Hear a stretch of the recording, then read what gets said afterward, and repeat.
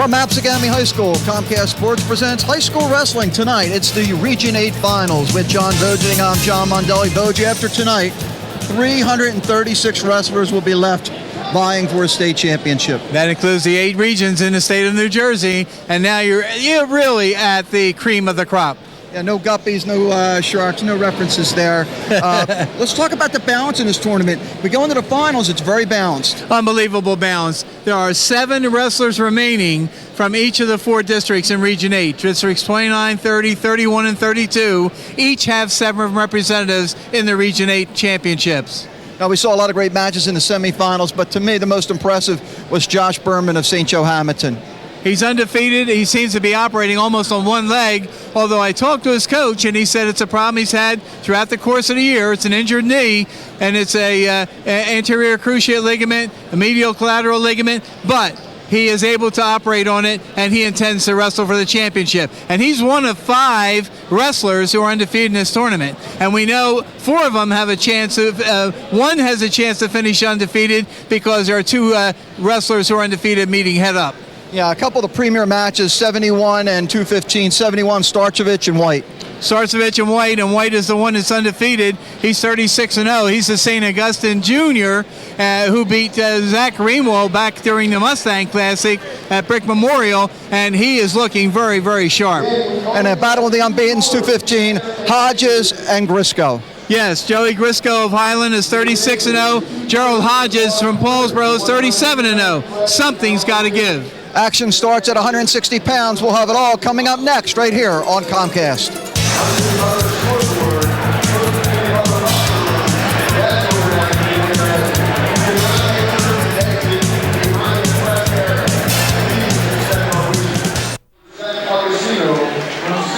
And back at Absegami High School, John Mondelli with John Vogeding. And Vogue, we're getting started at 160 pounds. What a coincidence. This is what we started last week's districts at. In District 29, and it's a draw at the weigh-ins this morning for today's matches. And this is the only round that starts at 160 pounds, and it's Zach Augustino, the number 1 seed from Egg Harbor Township. He is 28-4 going into this bout. 28-1. Excuse me, 28-1. And Scott Kelly from Sacred Heart High School is 38-1 going into this bout. And Kelly right away, Vogue, gets the takedown 15 seconds into this match. He has a 2-0 lead. A lot of good things told to us about Scott Kelly. Obviously confident on his feet. Augustino, the number 1 seed, Kelly, the number 2 seed. Augustino got here with a 12-4 win over Matt Smith of West Epford. In the quarterfinals, a 3-2 tiebreaker win over Jimmy Gentile of Paulsboro in the semifinals. And Kelly gets here by a 2-29 fall over Aaron Couts of Clearview and 7-0 win over Dan Willing of Williamstown. Kelly in the blue.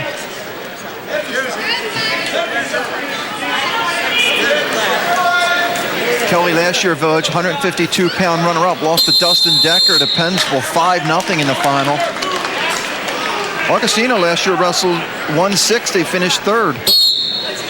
Of course, Kelly with a red, white, and blue uniform on with Sacred Heart on the front. Some kind of a paw on the right rear.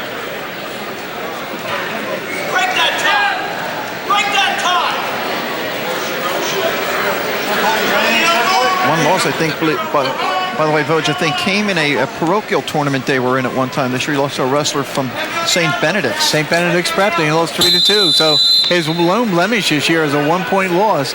Rob Haydak, the coach of Scott Kelly, and Duke DeJoseph, that's a familiar name for Paulsboro people. He wrestled a year at Paulsboro.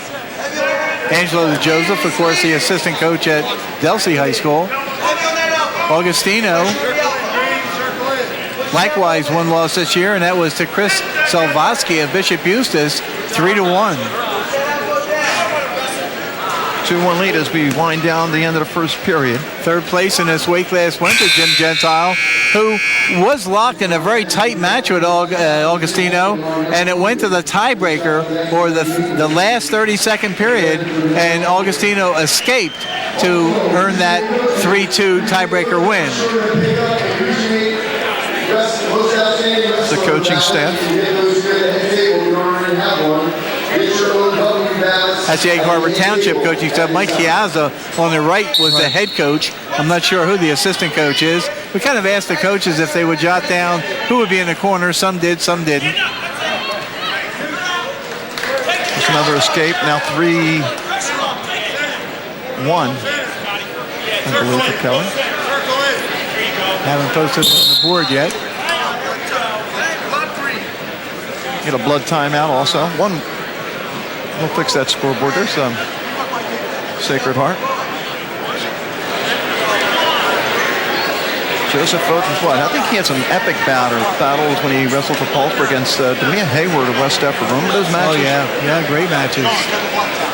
They have to fix that score. And Rob Haydack, of course, the head coach, along with Duke.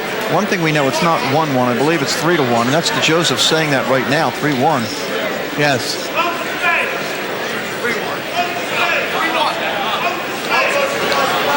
There you go, 3-1. The scoreboard is now correct. After that match last week, Vogt, I start to doubt myself. Well, sometimes it's very difficult to keep up with these things. If you don't see the officials' signals of their points, sometimes it's tough to go right along with them. Of course, as we mentioned prior to the finals, 7 schools are represented from each of the districts, the 4 districts, for your 28 wrestlers in the finals. A stall warning against Augustino right there. And this is Augustino from Egg Harbor Township from District 32, and Kelly from Sacred Heart from District 31. Vogt, what's interesting is we don't have any district rematches. No, all the way through. We looked at that before we come on the air. All the way through, there are no district final rematches anywhere among the 14 weights today. Nice job by Augustino fighting off the takedown attempt. Sacred Heart Lions, Vogt. Kelly again trying to get that shot. That's the reason for the paw. It's a Lions paw. We're going to go back to the center. 44 seconds left, second period. Here's our referees this evening, Vogt. We'll be rotating. Ron Roberts, Sean Felkins, Eric Love, and Tom Reynolds. And Eric Love is in charge of this bout with Sean Felkins, the assistant. Scott Kelly this year with 24 wins by fall, 1 tech fall, 5 majors, 2 forfeits, 6 no defaults, 6 regular decisions. So he goes through 39 matches this year, and only 6 of them went to distance. Hey, wait till we get to Josh Berman, Vogt. Very impressive credentials. Never went the distance. Yep. In a good way.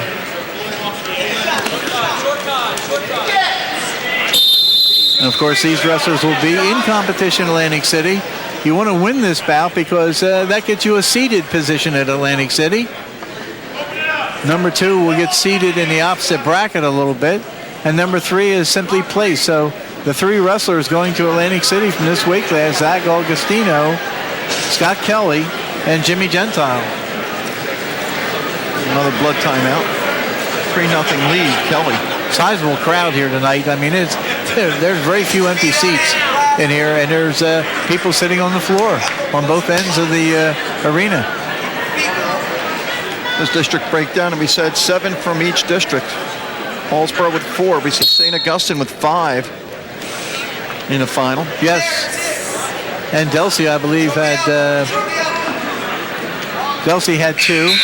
There were several schools with 2. Paulsboro had 4, right. St. Augustine 5. Highland, Delsey, Kingsway, and Pennsville each had 2. Begin the third period, a 3-1 lead for Kelly. He's on top. He had a takedown first 15 seconds of this match. That's the difference. Always nice to jump to an early lead because he can afford to give up a point in this period and still have the lead.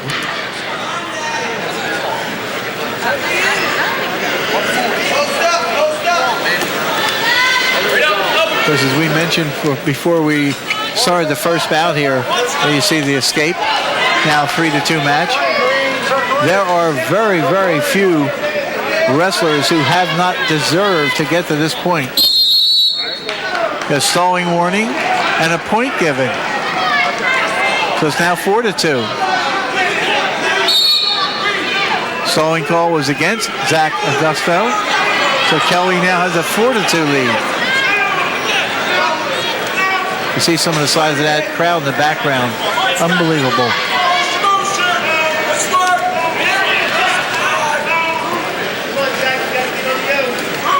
One minute to wrestle, 4-2 lead.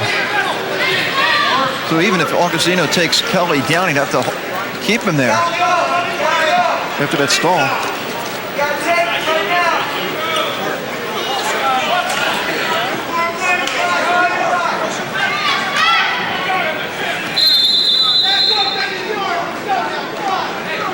Third period, 43 seconds left. 4-2 lead for Kelly. As we go through the bouts as they end, we'll try and give a quick recap on how many regional champions a school has had in its lifetime. And of course, Egg Harbor Township, one of the younger schools competing in wrestling. That Anthony Luma last year. Anthony Luma last year, who was back this year, but then ended up not wrestling, not competing second half of the year. Final 20 seconds. Augustino's got to go in. A lot of people had Luma tagged as a possible state champion this year. And of course, with Mac Mancuso of Holy Spirit, a returning state champion, going out with an injury, that took two possible state champions away. Right. Augustino takes the shot this time. Kelly gets hit for a warning. Can afford that though. 5 seconds. And Kelly wins his first region title, 4-2 win. Scott Kelly of Sacred Heart, and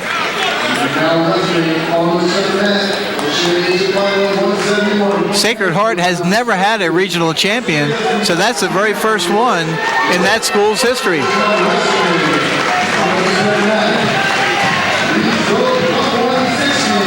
4-2 Kelly.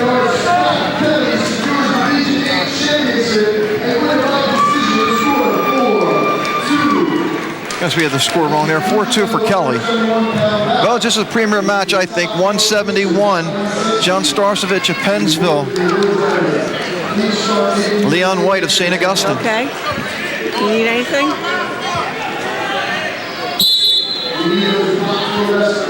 Starcevich, a number 1 seed from Pennsville, enters this match with a 34-2 record. Starcevich, quick takedown, Vogue.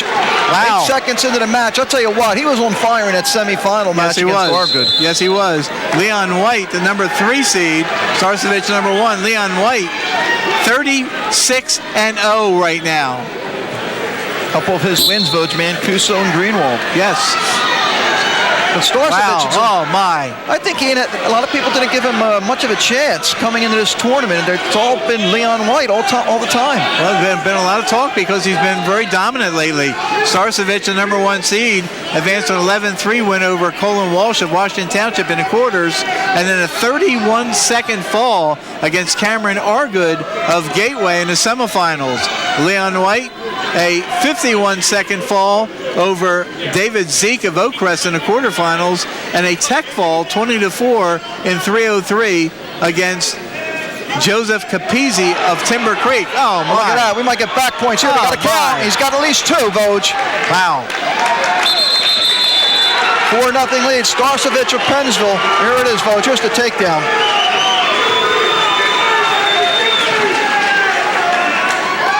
Just battles upper body, and then watch when he takes it. A little arm drag. That's just simple arm drag.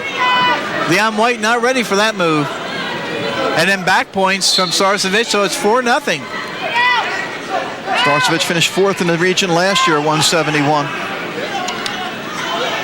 Leon White, 18-5 as a freshman, did not wrestle as a sophomore because he was injured all year. So he's 54-5 in his 2 years of competition. John Starcevich, 106 career wins, the all-time win leader at Pennsville, Vogue. Yes, even though you're going to hear Dustin Decker later as having more wins, some were accomplished at Camden Catholic. So Starcevich, a purebred from Pennsville, and leads the school in wins all time. Cameron Argood lost in another rematch with Jack Flannery of West Deptford. In overtime, he got pinned at 6:30, and Jack Flannery of West Deptford earns the trip to Atlantic City. Oh, my. He might have more back points. Nothing yet, though. He's got plenty of time. He's got 14 he's cracking seconds. it He's now. going to have at least a 2-count, Vogue. Oh, my. He's trying to finish it. 10 seconds left. He pulls the head out. Oh, my. Oh, brother. 3, 2. Oh, my. No. I think Starcevich thought he had it. 3 more back points and the scoreboard just went out. Oh, my. Should be what, 7-0? Should be 7-0. That was close. Very close. Very, very close. How about that? Starcevich not only shocked Leon White, but he shocked the scoreboard. 7-0 lead. Takedown, 2 back points, and then late at the end of the period, another 3 back points. And within a very, very close margin of getting a fall. It'll be interesting to see the attack of Starcevich to start the second. Sometimes the wrestler might become complacent with the big lead. They're checking on the score. Well, we know what the score is. They just got to get it reset. They're having problems resetting the scoreboards at this point.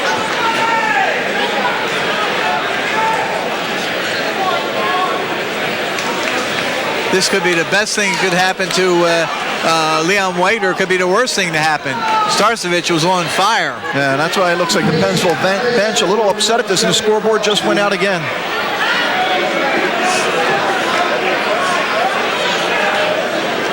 Looks like they're changing controls. There you go. We've had a lot of scoreboard issues this year, Vogue. More than usual. Yeah, what was that deal in the hallway? I went to go in the hallway to the coaches' meeting. Everything's blocked off. I did hear something about flooding in the school somewhere. I don't know if that's true. Maybe one of the bathrooms overflowed. When you get this many people, your restrooms really aren't used to it. Okay, I think we got it working now. Let's get the score set.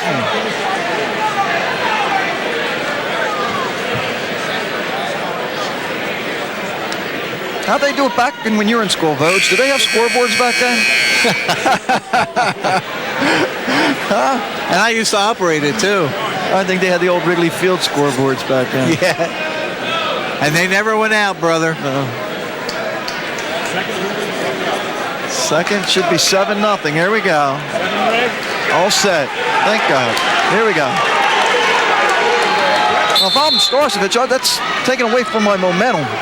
Well, that's what I'm saying. You know, it could hurt or hinder, but I think Starcevich right now is just on fire. I think he is very confident out there, whether it be on his feet or on the mat. He did come in the #1 seed, though. Yes, he did. And White was the #3 seed.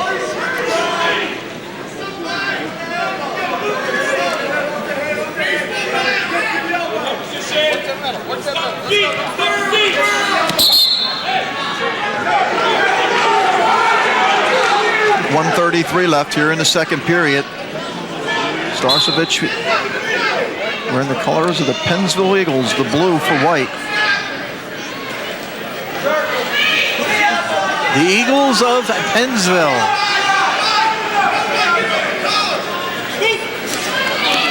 White trying to take the shot, and he gets a takedown. Now 7-2. He's got to try and inch his way back into the match. Well, this is where he was a dominant wrestler this year.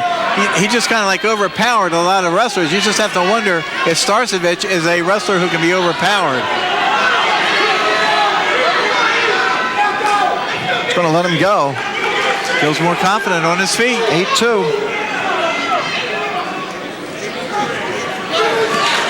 Another shot by Leon White. Starcevich equal to it. I almost thought Starcevich was going to push down the head and spin around. Almost had that. We executed a great arm drag to get the first 2 points of the match. Has been pretty much in control ever since. Stalemate called. Sean Felkins, the official in charge. Tom Reynolds, the assistant in this match.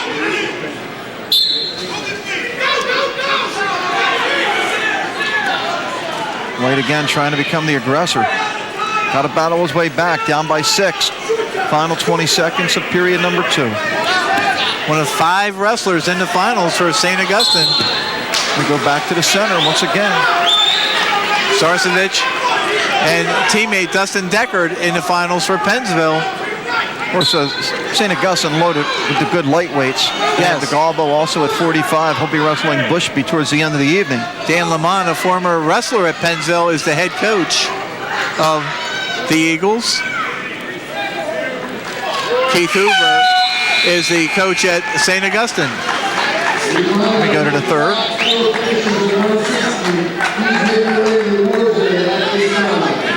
8-2 lead. Starcevich starts on the bottom. We'll see how White plays this one, Bo. You saw him give up the escape after his last takedown. What do you think he'll do? Well, what do you think? Give it 15, 20 seconds. See if he thinks he can dominate him on the mat, he's got to go start going for back points. If he doesn't think he can turn him, he's got to cut him loose and go for the big throw. Starcevich got to try and pick up off that mat, too. Well, he can pretty much not do anything dangerous, and even if he gets a stalling warning, I was going to say, even if he gets a stalling warning, it's a progression. 1 point, 1 point, 2 points before you would get disqualified. So all he's got to do is be defensive, and it's not going to be something that's going to jeopardize him unless it gets to that third stalling call.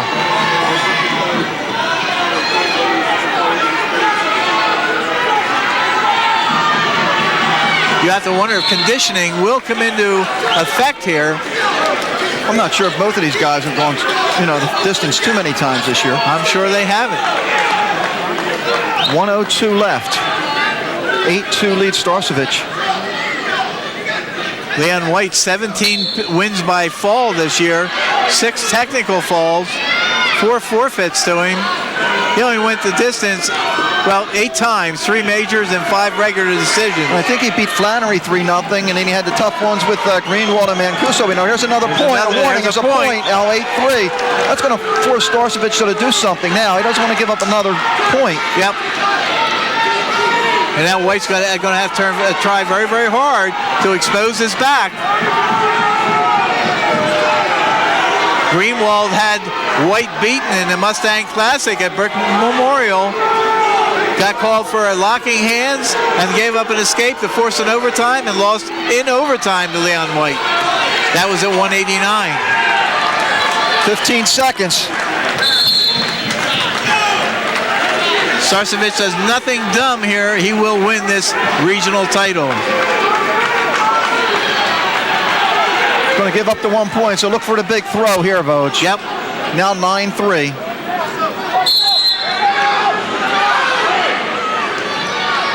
Starcevich 9, White 3, 5 seconds. And Starcevich is going to win a Region 8 title. Wow. 9-3 final.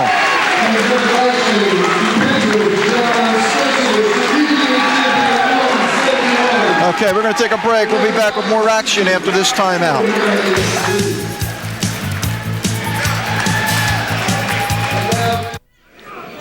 189 pounds, Vogue, a couple Gloucester County wrestlers. Number 1 seed is Jim Hassett of Williamstown in the blue.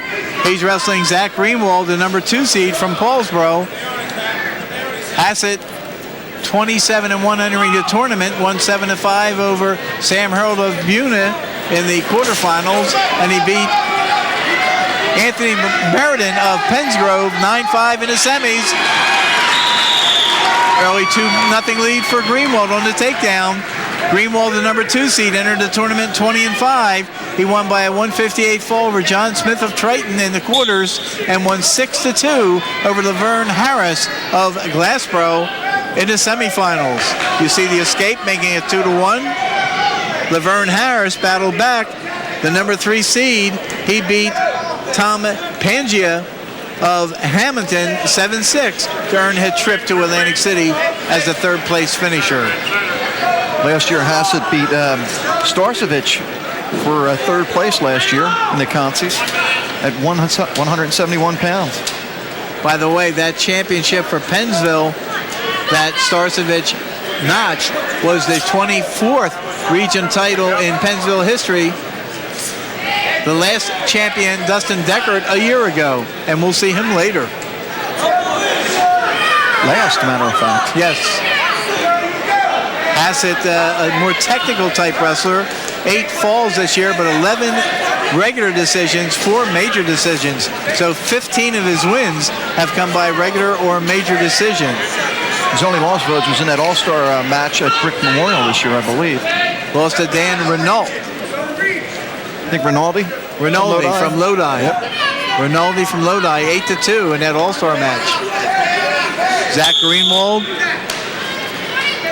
Here we go. We see the place winners, Vogue, at 160. Kelly, Augustino, and Gentile in that order.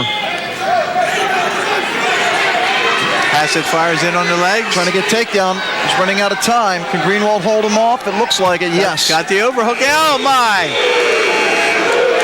Oh, my. Gave him the takedown. Had the overhook in and gave it up as they're going out of bounds, and Hassett never quit. Jumped right on the legs. Right, I think it was the right call, too. Absolutely it was. At that angle. Thought he was going to run out of time, but here we look at it, Vogue. Got the overhook in. See the overhook in? Yep. They start to go towards the out-of-bounds line. You see the out-of-bounds line? Greenwald sees it, takes the overhook off. When he takes the overhook off, still completely in bounds and grabs the legs. Greenwald starts with the escape 3-3. That's why you never give up on a move on the mat, especially at this level. Greenwald's lost this year, lost to Mancuso of Holy Spirit, the returning state champion who later got injured. Lost to Leon White in overtime, 5-3. Lost to Joe Kennedy of Delaware Valley in Pennsylvania. Scott Cyrek of Owen J. Roberts, and Brian Norell of Phillipsburg. Brian Norell won a district title last week. I'm sure we'll see him in Atlantic City.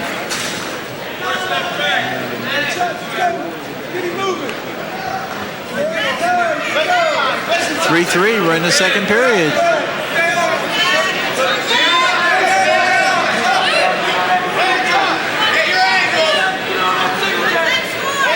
Greenwald's at his best when he's very aggressive.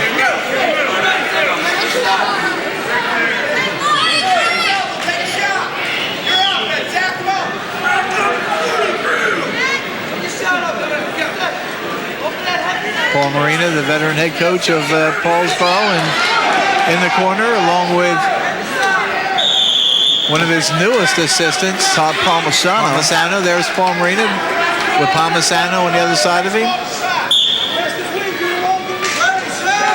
Williamstown's head coach, of course, John Jernigan. Let's get a check. Set and go. 30 seconds. Get out of there, Tom. Get out of there. The last attempt by Greenwald, but it's almost like a bull rush. Yep. Taking a shot again. And Hassett's doing a great job of defending against the takedown attempts. Here's the warning. I was going to say, though, if Greenwald takes another shot like that. And he gets a stalling warning. Referee is Tom Reynolds out there. The assistant is Ron Roberts.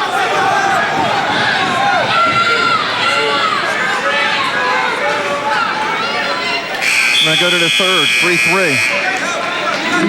Hassett will take down, and it'll be very, very tough for Greenwald to ride him for an entire period, so we might see him cut him early. Sure, cut him early, put pressure on him. He has a warning against him already.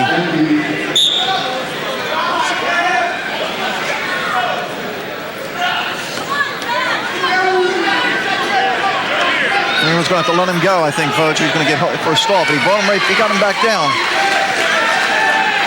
A lot of times you'll see officials count to 5, give a guy 5 seconds. Yeah. Is that just the official? It's not mandatory to do that, but that's kind of like a rule of thumb. As you say, John Jernigan on the left, the head coach from Williamstown.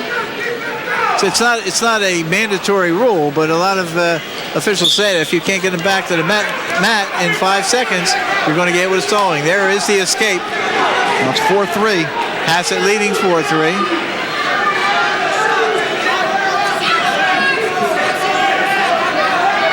Now this is where I would think Greenwald would really have to try and make an attempt to get takedowns and have Hassett defend, and if he does, he can get a stalling call. If he's going to tie up in the head and just dance with him, he's not going to get any calls. Hassett taking a peek over at the clock. 105.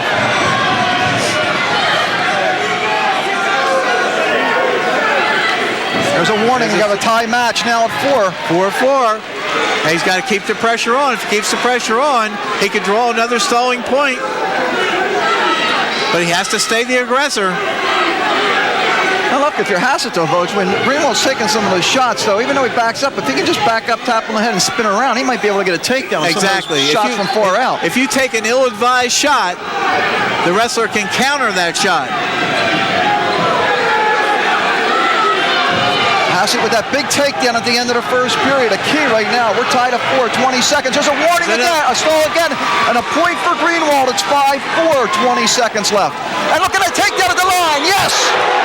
Hassett gets the takedown at the line in 6-5, 16 seconds left. I think Marina's going to question it. I think he's going to ask for help from the assistant. Reynolds is going to talk to him.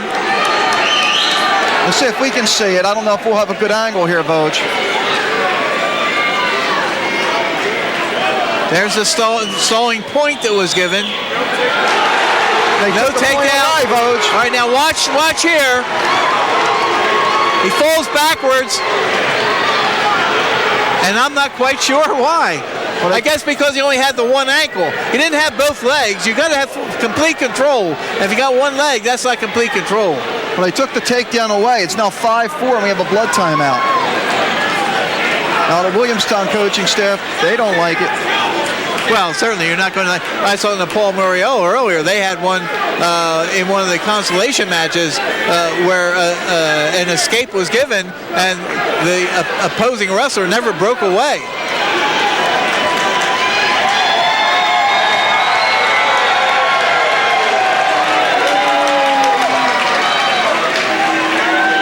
There we go, 16 seconds. No warnings called on Greenwald yet. Hassett will go right after him, though. Well, Hassett has to go after him. He's losing the match. Yeah. 3 seconds. 5-4. All Greenwald has to do is step back. There's a stalling warning. He's going to win the region title. 5-4. You hate to see the booing, though.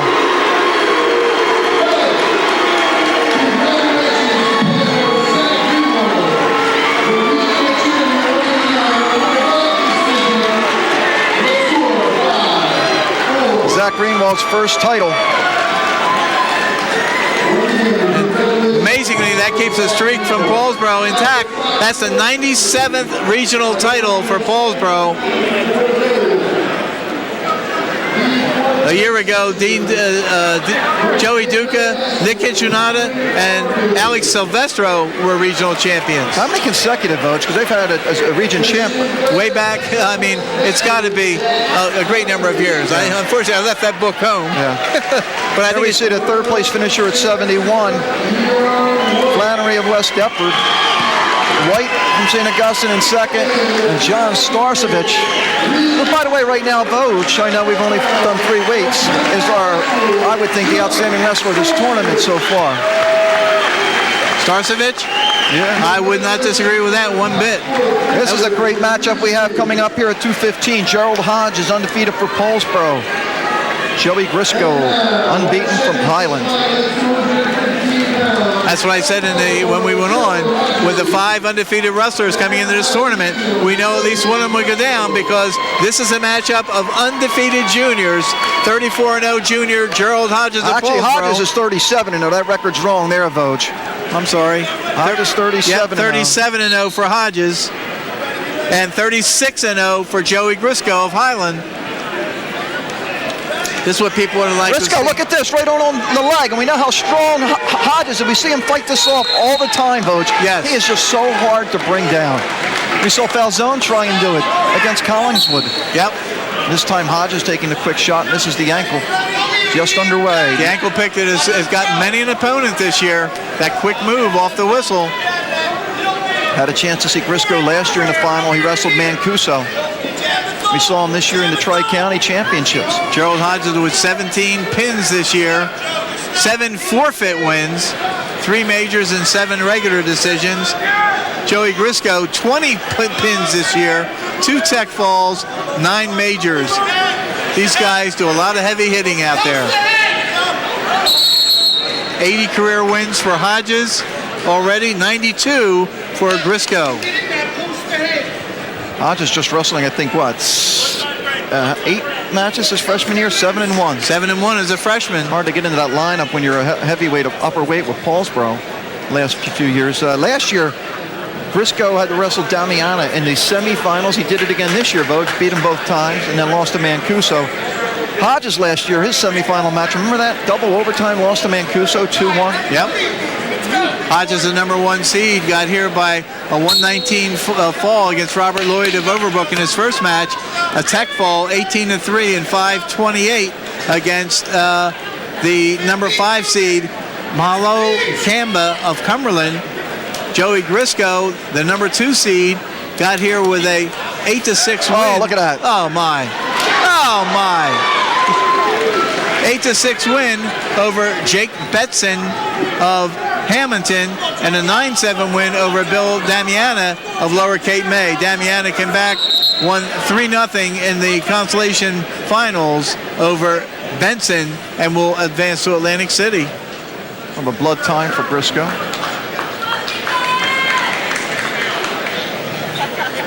Take a look at this takedown, Vogue. Almost had him on his back. Yeah. Actually did have him on his back. Just watch him set it up. Sprawl the leg back out of the way. Just fires his, underhooks the arm, just knocks the man off his base, and had him going towards his back. Grisco smart enough to turn away from his back right away. 39 seconds left here in period 1. So our only match where we have 2 unbeaten wrestlers going at it. In the finals, absolutely. Highland, of course, coached by DJ Gore, a former Highland wrestler.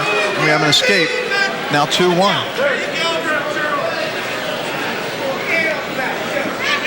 Hodges this last year, the quarterback of the football team. We got him to the Group 1 finals.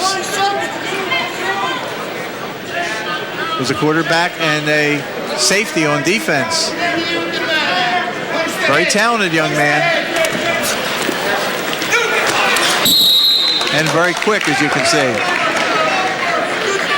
According to Gerald's father, Gerald Hodges Sr., at least 6 Division I colleges and universities have shown interest in him already.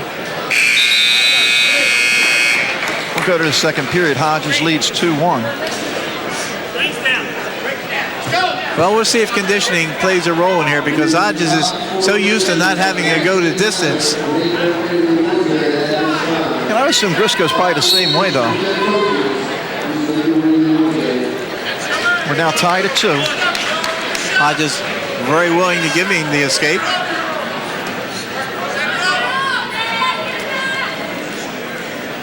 Notice how Hodges gets such a low center of gravity out there. Great shot by Grisco. But again, you see the strength of Hodges in just pulling his... Got the takedown.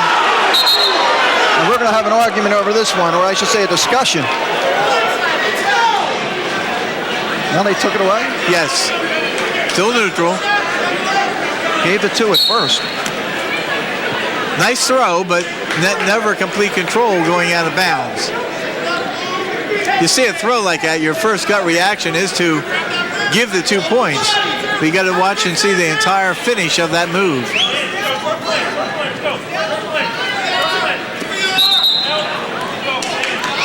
Here it is, Vogue. Anyway, we'll take a look. Watch Hodges force him towards the out-of-bounds side, towards the out-of-bounds line. And then you'll see him try to execute a throw.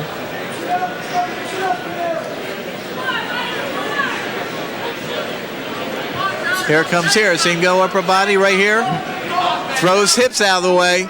Pulling right down, but never had complete control. You got to make sure the man's under complete control when he lands out of bounds like that.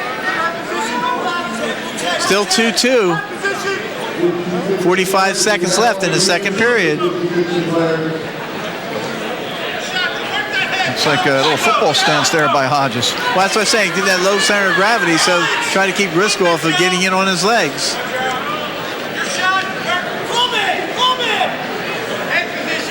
I like Hodges likes to grab that arm and then try and trip the guy. Not going to work this time. 23 seconds left. Hodges has his choice to start the third period also. He has the only takedown in the match. Yes, and I'm sure he'll want to go down in the third period, get that escape and get a lead, and then force Briscoe to come from behind, and that makes it doubly tough.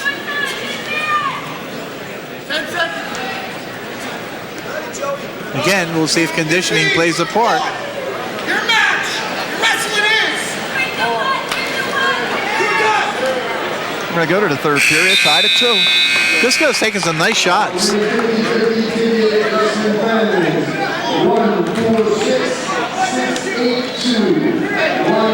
It's called that 50-50 number. I presume you did not win it? No, I didn't even get a ticket, to be honest with you, Vogue. You had me working too hard. Yeah. Go get my shirt and my jacket. Don't forget my tie. Lock my door.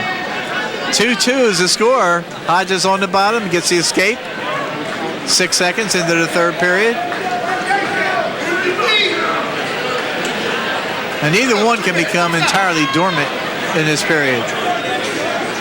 Hodges with the lead can afford not to take any outlandish chances and try and make Briscoe make a mistake.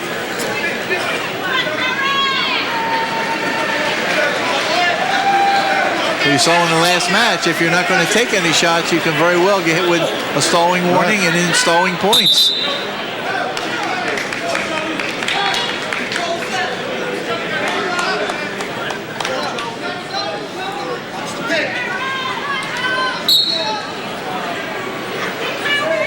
That football stance again. Control, if you can control the head there, and you can possibly get a spin behind.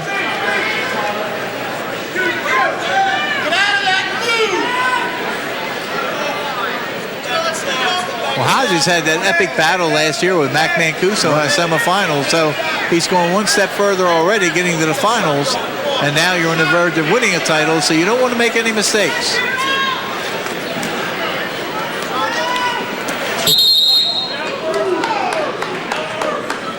Set you back up in the center, 46 seconds. Hodges also wrestled in that state all-star match. He won his match. I think at the time the guy he beat was the second-ranked 215-pounder in the state of New Jersey. That's correct. It was a wrestler from Bergen Catholic, was it? Something like that. And I think the number one guy is Glenn Carson, who was the runner-up last year, lost to Alex Sylvester in the state final. Southern Regional. Yeah. He's ranked nationally, Carson. Under 30 seconds to go. Again, Hodges makes no mistakes. He can win a regional title. Stalemate. 22 seconds to go.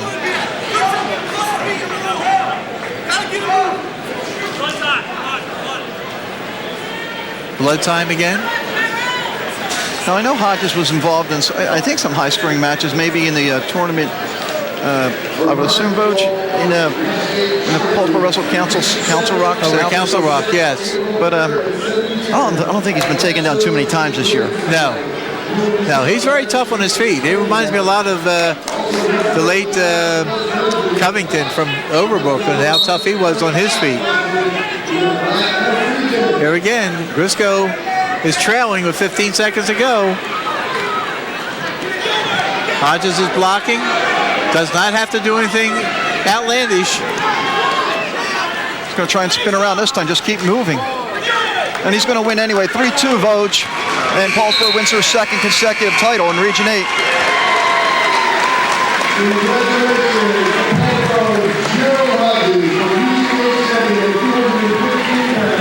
Not a Picasso, but at this point you don't need Picassos. Need Vogeding watercolor would do, huh? Yeah, just paint by numbers. A methodical performance. Great job by Gerald Hodges. Time to have the award winners at 189 pounds. What a great weight class that 89-pound was today. District 29, by the way, Vogue. winning a couple medals at 189, and Gloucester County sweeping 189. Yeah, Zach Greenwald, first place. Jim Hassett of Williamstown, second place. And you see Laverne Harris of Glassboro, third place. So District 29 having 2 representatives, Gloucester County having all 3 representatives. How about Harris, Vogt, in his consolation? He was up by 6-4, was taken down with 4 seconds left, and then with 4 seconds left in the bottom position, gets out for the escape and gets a third place finish. Actually got an escape right at the buzzer. I mean, he broke free just as the buzzer sounded. So it was literally an escape at the buzzer. I think one thing that I've seen in here is the security. The people running the tournament are just doing a great job. Jim Brown is the site director. He was a longtime coach here and a teacher here. And Mike Wilbraham is normally a vice principal here, and he is the interim athletic director right now.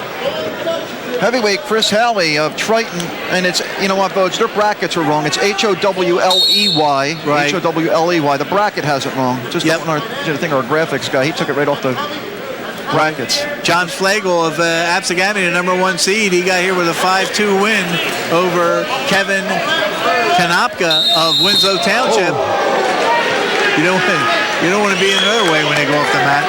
And then Flagel had a 121 fall against Chaz Lear of Lower Cape May. Halley was the number 7 seed. And people may say, well, how can you be undefeated in the number 7 seed? That's because of criteria of never having been in this tournament before, and therefore you have to go in a predetermined, preceded order, and it's tough to move up if you haven't beaten anybody else in the field. Halley had a 5-4. Oh, my. Did they give anything? No takedown. No. 5-4, 2 overtime win over Dan Walker of Delsey, and then came back with a 222 fall against Dom Henriksen of Buna. And of course, we saw Dan Walker win 3-2. Gene Barber, the head coach of Absegami, Sean Scannell, who wrestled for Gene Barber. Only guy to beat a Damian Hahn in a state final. That is correct. It was a 1-point match. Yep. I'm not sure, but I think it was. By the way, Halley suffered a severe groin pull, Vogt, during the season, so he missed 6 weeks, as we see Dom Cole. Dominic Cole, the head coach, talking to Chris Halley. Yeah, the groin pull sidelined him and did not allow him to get a whole lot of activity, but still he ended up undefeated at 17-0 coming into the tournament. Every day went to physical therapy, Vogt, to get back in the lineup. And he had a good football season too, Vogt. Yes, he did. Senior this year, 8 pins this year, 9 forfeit wins. That's tough when you're a heavyweight and people just keep giving you the free 6 points. Right, so if you think about it, with those wins and 9 of them forfeit, he's only been on the mat, 10 times? Yep. He's going to go on to the University of Maine on a full football scholarship, so his football prowess paid off. Halley taking a shot in on Flagel. Got to cover me here, Vogt. You got to bail. They're coming right at me there. Yeah, we're going to put Scott Jenkins in charge of not letting us get hit. John Flagel, a senior, 11 wins by fall this year, 17 regular decisions, so he wasn't exactly a pinner all year long. Wants to go to a 4-year college after graduation and eventually become a state trooper.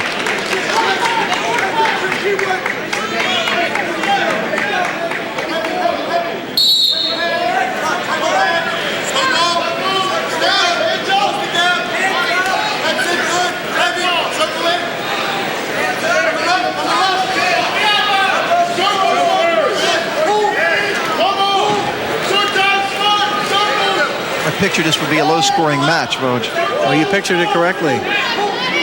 We'll go to the second period. No score. Yeah.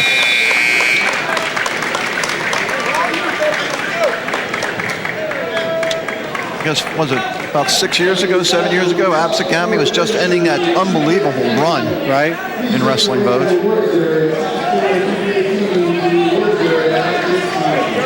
Still competitive, but those teams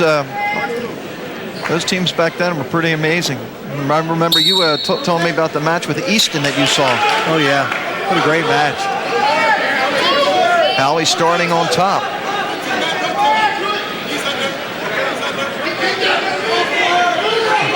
So this will be a test for Howley because Flagel, with the number of regular decisions he had this year, 17 regular decisions, I'm sure a lot of them were one-pointers and two-pointers. So he's going to battle to get off the bottom and try and protect the lead. Matter of fact, his quarterfinal match was 5-2. Yep.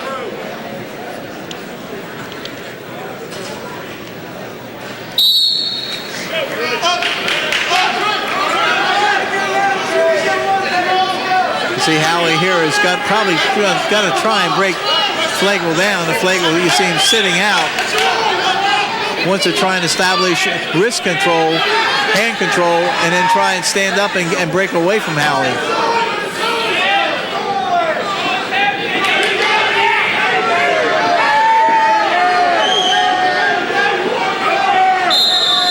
Almost a stalemate. There you call a warning.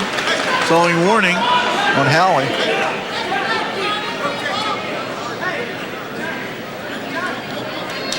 Checking for blood. We got blood time. Rick Love, the official in charge in this match. Sean Falcons assisting. Of course, Monday, what, the day or night votes, the seating meeting for the state tournament. Monday morning in Robbinsville at the NJSA headquarters.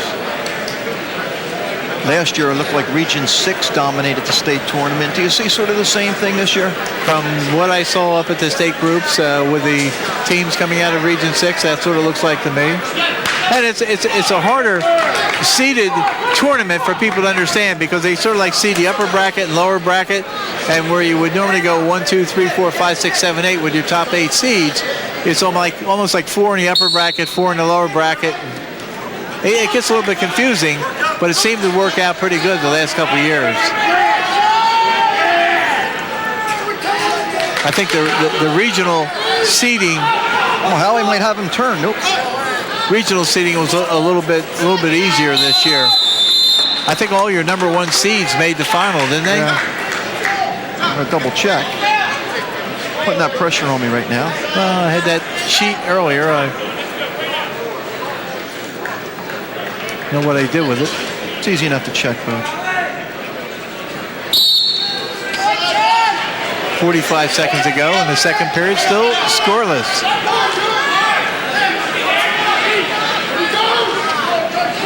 Howley trying desperately to keep Flagel on the mat. He already has a stalling warning, so he's got to be careful about how he rides on top. Flagel comes to his feet. The answer is yes, by the way, Votes. All number 1 seeds made it. I got to remember, Howley's been hit for a warning, but if he can hold on another 20 seconds, he'll have his choice to start the third period. Yep.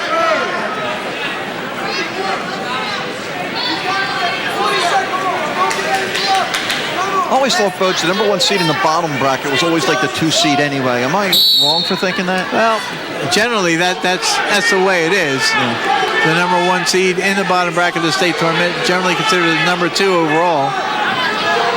Trying to get a further explanation on that so that when we do the show next week, upcoming, be able to talk about it. I know Absegami's looking for a stall. They won't get it. We're going to go to the third. Howley has his choice. He's going to take bottom. Yep. And this is where he has to explode off the bottom. And remember that Flagel has gone the distance quite a bit this year, so he's used to trying to keep people down on the mat.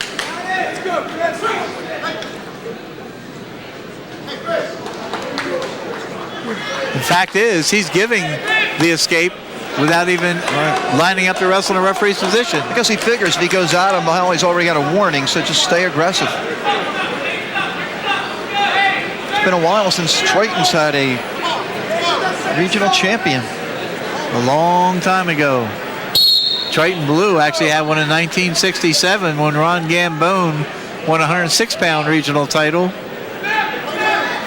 And Triton in 1962 had Sam G. Morello, Howard Moore, and Ken Warrington win regional titles.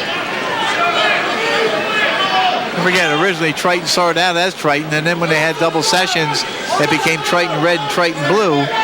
And then when Triton Red became Highland, Triton Blue became Triton again. Is that confusing? Warning, stall warning against Flegel, and Scannell can't believe it. You can see him in the background. Yeah. Well, each wrestler's been hit for the warning.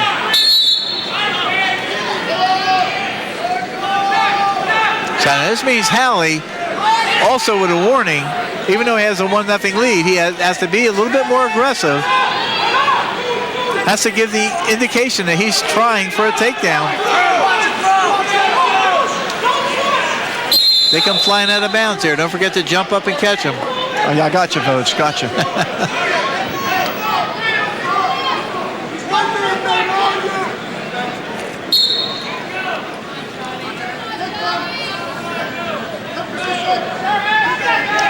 1 minute to go in regulation.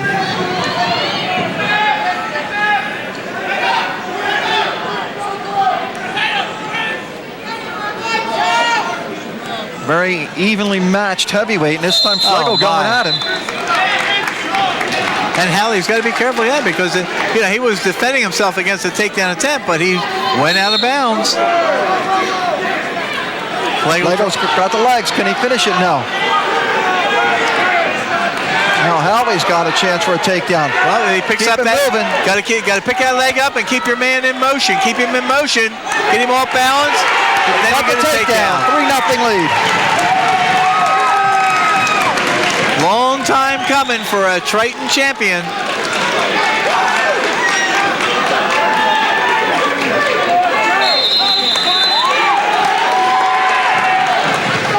$16 seconds left.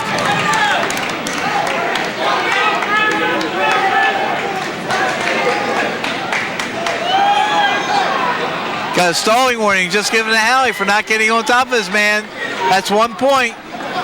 Now he's calling for the injury clock.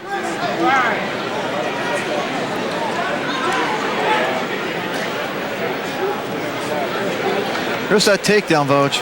Pick that leg up, get him in motion, and just drive it forward.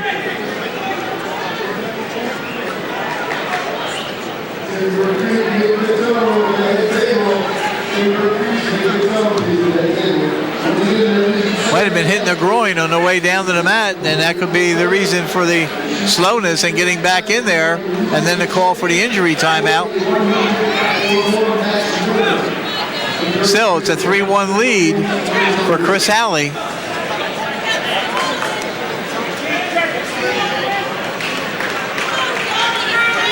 $16 seconds, an eternity if you're Halley.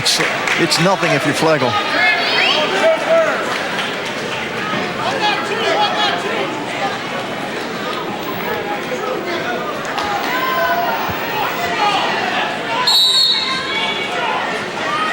Halley hooking onto that ankle. All he's got to do is drive his man flat to the mat. Oh, my goodness.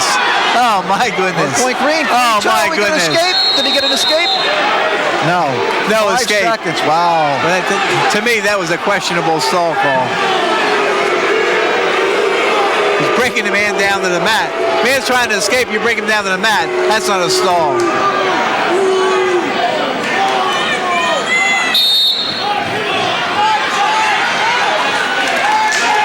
Halley's going to hold on anyway and win 3-2. Chris Halley. He's the winner. We're going to take a break. More action from Absegami after this timeout.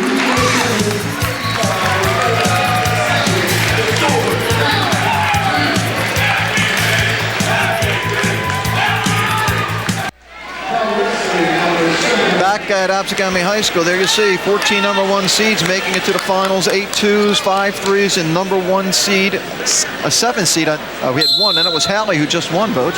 He won from the 7th-seeded position. Here we go, 103 pounds. 103 pounds, the Little Mighty Mites, number 1 seed, Coley O'Brien from St. Augustine, entered the tournament 17-2, so he's now 19-2.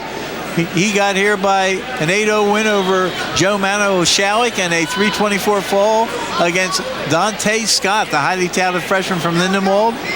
Second, number 3 seed Chuck Zeisloff of Gateway won 7-1 over Damir Rappa of Paulsboro in a District 29 rematch, and then he won 6-3 over Rob Gillard of Delsey. Rob Gillard entered the tournament 29-5 and got beat by Zizlov in the semis. Zizlov entered 22-1. We know he missed some time this year. We covered him earlier in the Tri-County tournament. His only loss votes against Lower Cape May. He was winning like 11-1, got disqualified. That was a disqualification. Third place in this weight class went to Rob Gillard of Delsey, who battled back with a technical fall against Joe Mano and then beat Dante Scott with a fall in 5:02 to claim third place at this weight class.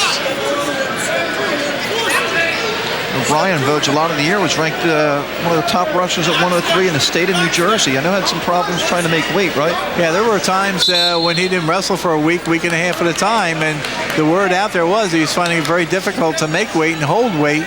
And of course, we all know what that can do to a wrestler in the last half of the season. We saw it with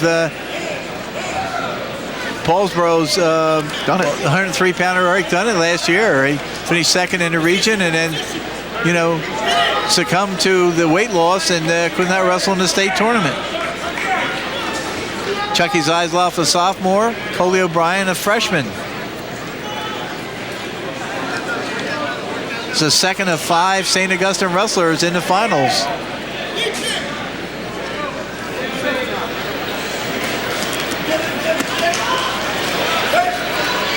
District 31 claiming the first 2 regional titles with Kelly of Sacred Heart and Sarsevich of Pennsville.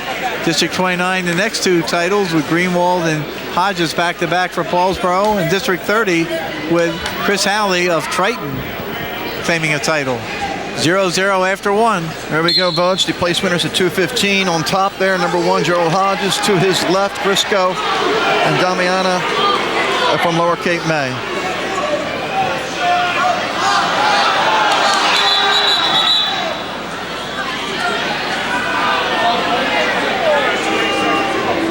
Scoreboard clock went out again. And right off the buzzer that time, you saw Chuck Zizlov trying to get back points, and I believe got a 1 count. It's the first time I can remember at Absegami that we've had scoreboard clock problems.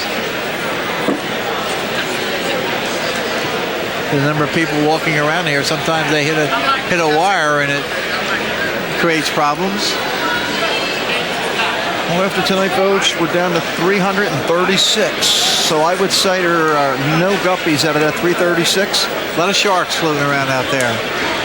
By the way, in that corner, sharing that win with Chris Halley, not only Dominic Cole, the head coach, but Andrew Hallboy, who was a former wrestler at Collingswood. That was the bigger gentleman in the corner. He was a heavyweight himself, so he can understand completely the thrill of winning a championship for a heavyweight. I want to throw also Chris Scannell, one of the assistants over there, helping out. Since I work with him over at GCIT, I figured I'd throw him a bone. There's Chuck Lucas on the left. Dave Brown, the former head coach back when, though. Oh, yeah. He's back helping out. Nice to see that. Zizlov on top. He's wearing the blue and white. It's more like a royal blue, I guess, huh? Yeah. Billy Lucas, a former wrestler at Woodbury, which no longer has a program right now. They are a co-op program with Gateway.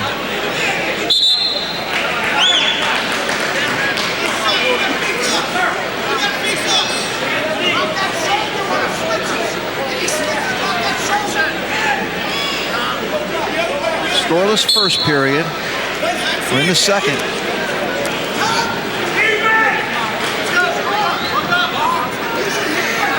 Last year, 103-pound votes. We had that Sean Boylan. Remember him, Roach? He won a state title in Delaware this year. Finished second in the state of New Jersey last year. Wrestling now at St. Mark's. And as you mentioned, within the last couple of weeks, won a state title in Delaware. Chucky Zizlov is a very, very, very fundamentalist type of wrestler. If you expose yourself, he can get back points in a hurry. But he's worked very, very hard for this. Remember his father as a district champion years ago, and Chuck won his first district title last week after finishing second the year before. Doing a great job on top too, Vogue, and you see him working from the top position, not just trying to ride his guy, but I watch a potentially dangerous situation here. Good call. 26 seconds left.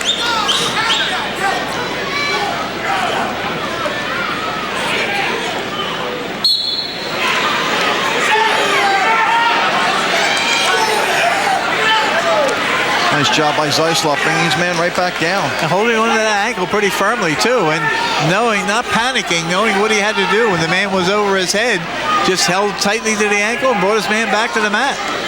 Time running out in the second period. We got a stall warning here now on Zeislov with 5 seconds left.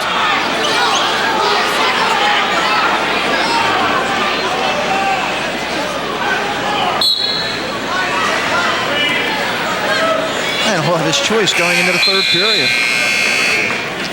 Chances are he'll take the bottom. And he does.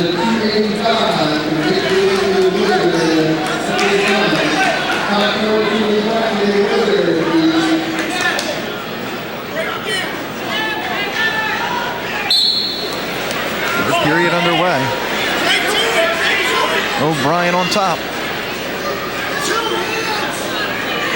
103, a great weight class in South Jersey this year. A lot of talent there. Klausman and Deutsch and Ward and yeah, that Dante Scott was impressive. The Lindenwald freshman came in today unbeaten, got pinned twice. That tells you how strong 103 is. In this region, no question. Both wrestlers doing the job on top so far.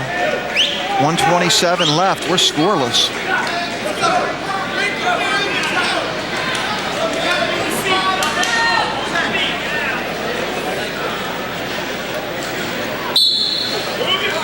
O'Brien the 1 seed, Zeislov the 3rd seed. Interesting, some of the comments our wrestlers put down on the information sheets we asked them to fill out.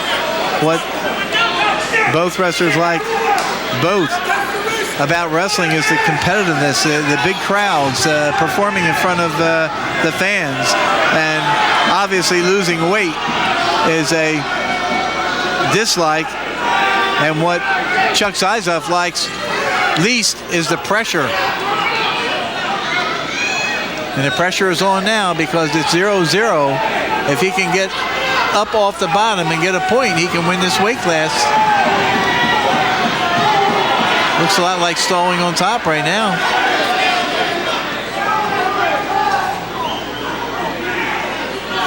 "35 seconds and we have a stalemate. Down to 34.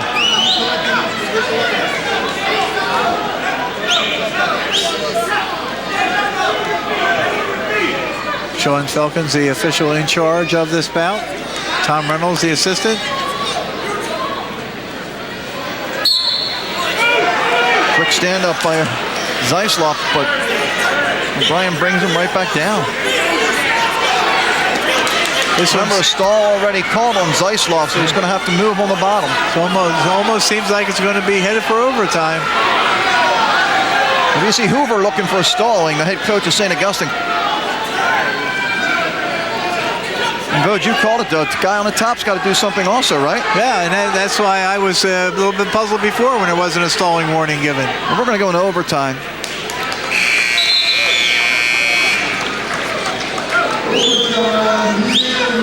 Now this first 1 minute overtime period, if points are scored, the match is over.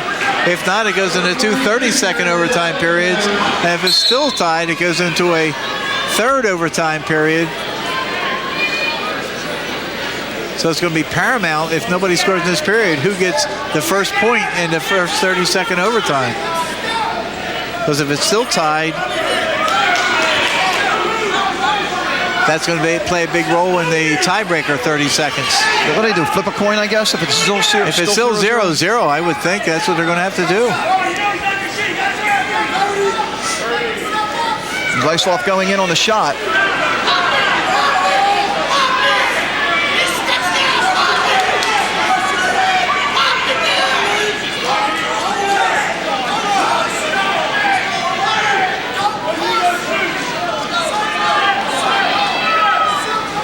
Back in the old days when they used to have that criteria. Yep.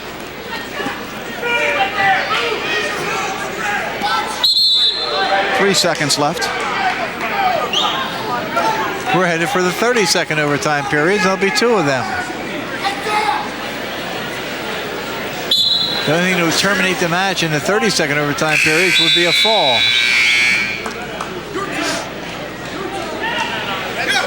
O'Brien takes bottom. 30-second period. Still 0-0. Kind of key to win that toss there, Boach. Yes. The flip. If you can get out, you'll have your choice because of that last overtime. The ride out.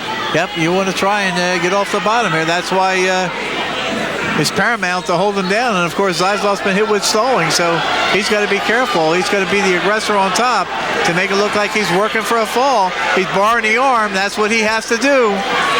Oh, my. Oh, my. It's not over yet. It's not over. That's just the first point. Right. There you go. He almost had him. I think he hung on for about 26 seconds, folks. Yep. Yep, and O'Brien can win a regional title by riding out this 30 seconds. What a heartbreak this would be.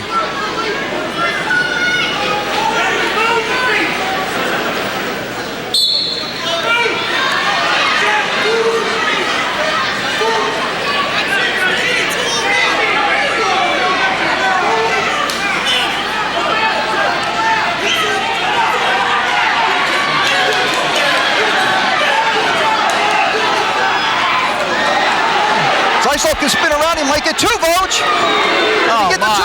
Oh, my. He got one. They won two. Now, I don't know. Let's see what happens. I don't know. Takedown. Or reversal, actually. I guess that's a reversal, Reversal, right? yeah, because he started down. Right. So it's a reversal. Hoover doesn't like that call. He's over at the scorer's table.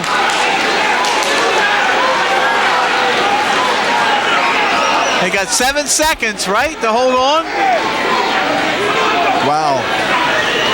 Zaislow never stopped moving. And that's the key.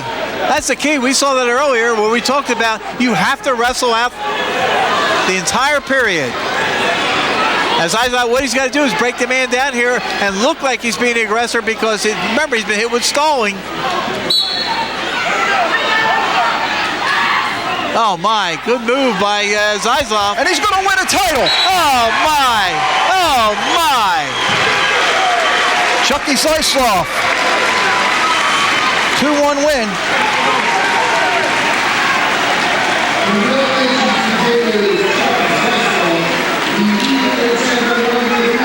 Wow, here's that takedown, or here's that reversal, I should say, Vogue. Watch him never stop moving. Watch him never stop moving. Kicks over. Now watch his feet. Watch his feet start driving. Grabs the leg, spins around. Watch him pop his head.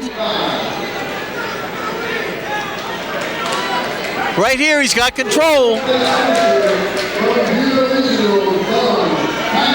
Very close call. We got a award presentation at heavyweight. Would that end up 3-2 in double overtime? 2-1. 2-1 in double overtime. Walker Adelsi, third place. He's on the right. Flegel on the left from Absegami, and Halley from Triton, your winner. Your Region 8 champ at heavyweight. And how about this for Chuck Zaislow? That's the first regional champion for Gateway since 1988. Now one of our protectors in Gloucester County, Mark White. Mark White that year went on to the state final, finishing second in the state that year. Wow, what a performance by Chuck Zaislow. Okay, Vogue, 112 pounds. We have Brian Connolly of St. Augustine and Joe Duca of Paulsboro, the number 1 and 2 seeds in this weight class. Joey Duca of Paulsboro, the returning champion. Won at 112 pounds last year. In fact, he's got the Outstanding Wrestler Award last year. And on the legs, this is one of his strong points, the takedowns. He advanced here with a 14-4 win over Rich Kelly of Buna. And then he had a 1-minute fall over Mario Sandoval of Lindenwold. Brian Connolly, the number 2 seed, had a 10-5 win over Matt McCall of Deptford, and then a 9-3 win over Anthony Parente of Shalleck. The third place winner in this weight class was James Higgins, 10-2 over Anthony Parente. Higgins was upset by Perante in the opening round, got a little revenge for the third place. Those records you saw going into the tournament, Duca now 35-1, Conley 30-3. 2-0 lead. We're 2-1 now. Duca with that early takedown.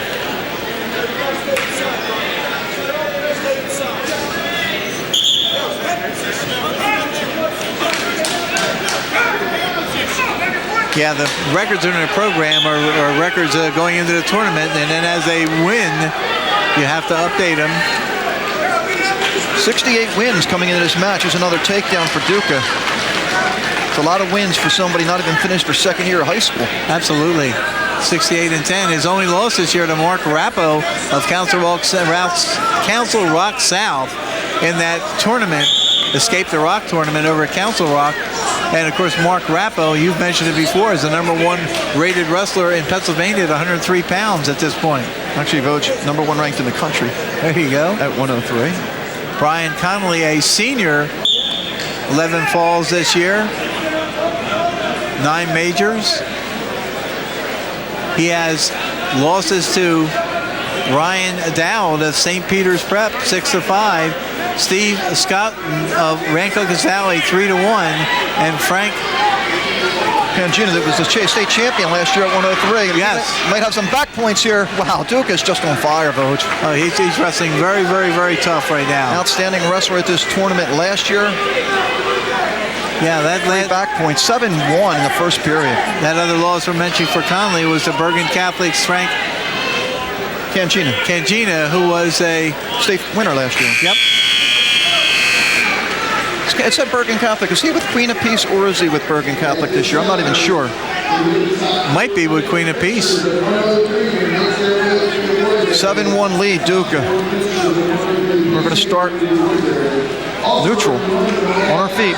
Which is a strong point for Duca this year. We've seen so often him go out there on his feet and do such a great job.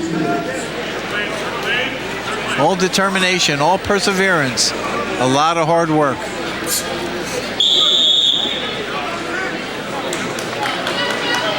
Interesting this afternoon, Voj, you saw Scott Goodale, the head coach at Rutgers University, the former Jackson coach here, maybe looking at some of the wrestlers from our area. Not only was he here looking at the talent, but Dave Eisenhower of the College of New Jersey was here looking at talent. And Joey Galante, who used to wrestle at Ocean City High School, now an assistant at the College of New Jersey, was surveying the wrestlers in the tournament.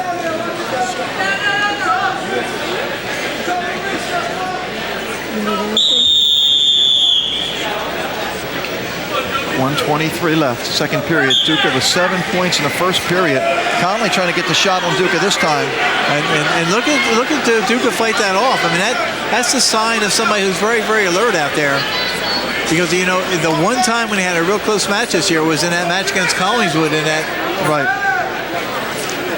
Oh, was it the South Jersey Group 1 final? Correct. When he wrestled Eric Hamrick, and he had like a 7-1 lead, and he was going after maybe an 8-1 lead, and was going after bonus points, and went in ill-advised with his arms out, and got lateral dropped and put on his back. So that's another takedown here, though. He's up 9-1. And he's just being very fundamental right now. Dean Duca, of course, in the corner. Uncle Dean, the brother of Joe Duca, who is the father of Joey Duca.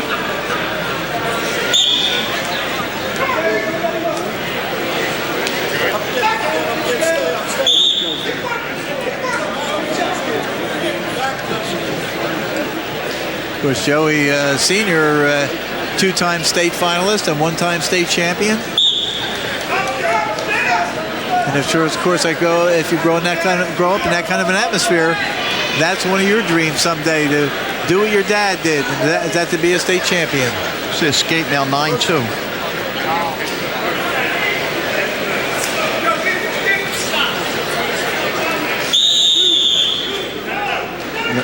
Originally gave him the takedown, took it away. Yeah.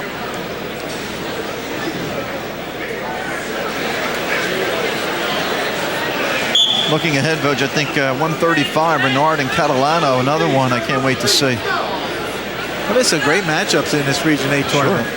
not only in the semifinals, but some coming up in the finals. Tribute to a lot of great coaches, a lot of great kids.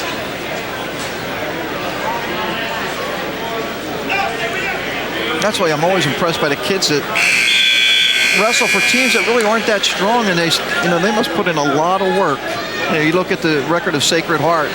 The team didn't do too well. Sacred Heart, St. Joe's. Yeah, but these guys. St. Augustine was among the top 5 or 6 in South Jersey all year. And, they have a nice nucleus of lower weights plus Leon Wade up top, the two DeGalbo brothers.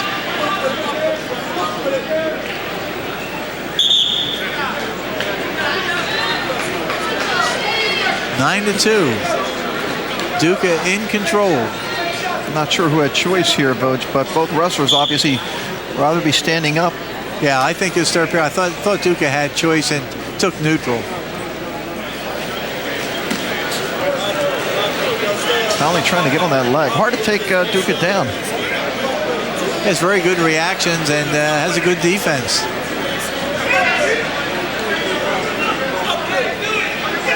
Conley being persistent as they go out of bounds.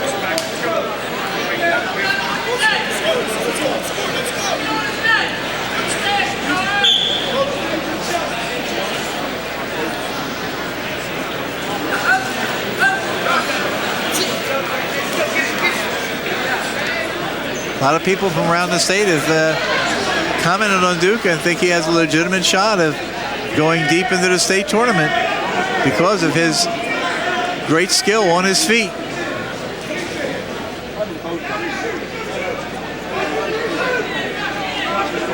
Under 50 seconds left in this one. He still has the lead, 9-2.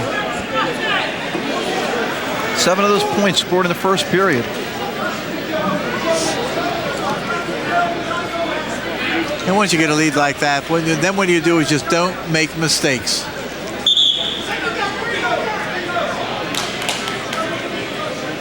.30 seconds remaining before his second consecutive Region 8 championship.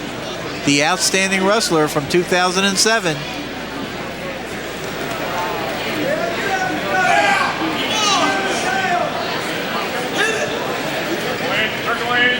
Just joining us, we started at 160 pounds. The fireworks got started early at 171 when Starcevic knocked off White. And this is the 7th bout that we've watched, so we're at the halfway point with this.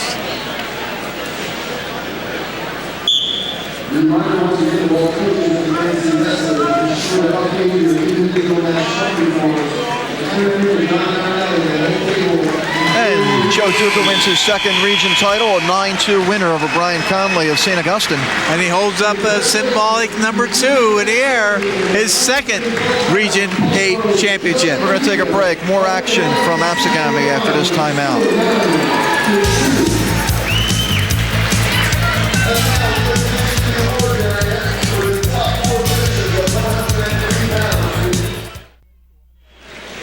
Back at Absegami High School, 119 pounds, Paulsboro's Eric Dunnett against St. Augustine's A.J. Fisher. Eric Dunnett 36-2 at this point. He advanced with a 9-0 win over Derek Martinez of Timber Creek and a 9-1 win over Charlie Huff, an outstanding freshman from Washington Township. A.J. Fisher, who wrestled at Lower Cape May last year and now is at St. Augustine, entered the tournament with a 30-8 record. He won 5-2 in his opener against Ryan Mosier of Sacred Heart, and then went overtime to beat Ryan Cheek of Oakcrest 7-5 to get to this point.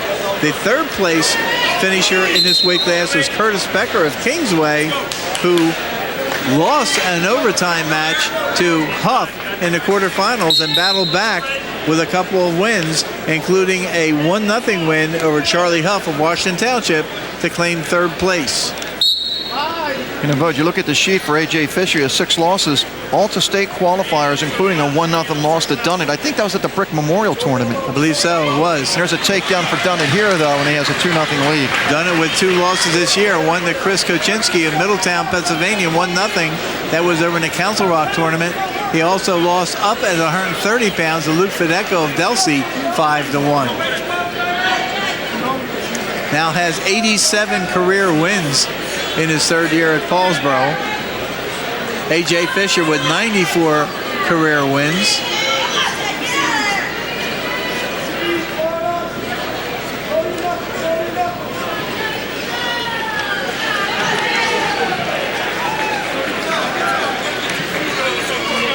You know, I don't know if there's two wrestlers that are wrestling back-to-back in any lineup that are more determined and more persevering than Duca and Dunnett.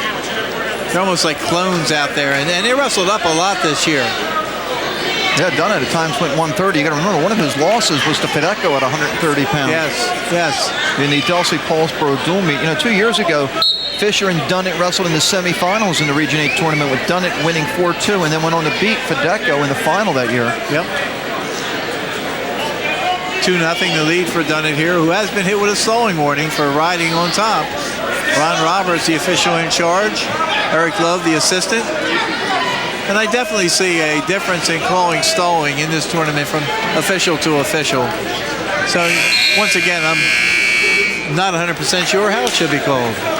Oh, you know how it should be called. Everybody's got their own way.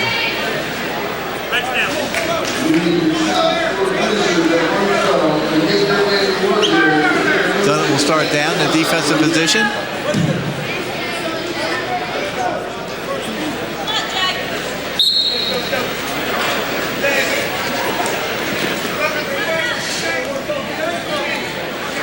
Dunnett's got to be careful not when the guy's getting draped over him. Did a good roll through there, because if you keep your head down and let a guy drape you, he's going to go for a cradle. Fisher's still in control.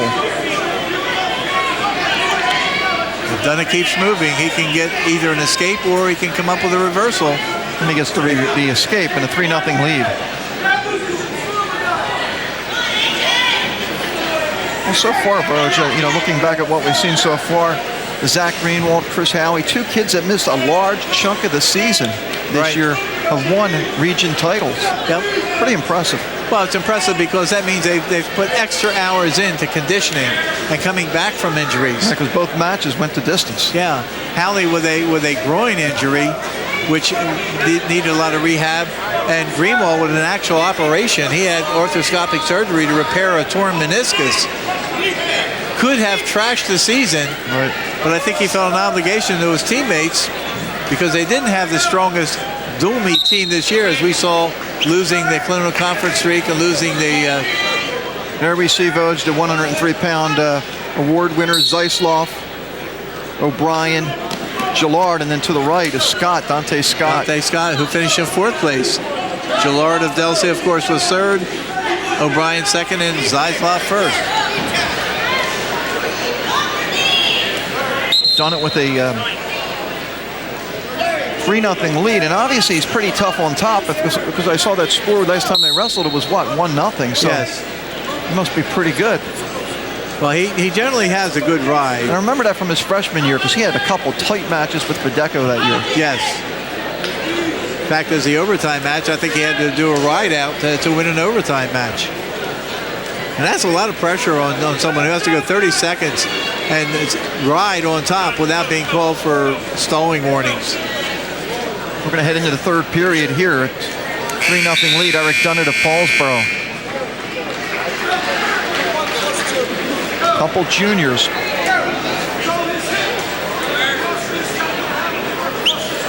AJ going to take the bottom. Eric will be on top.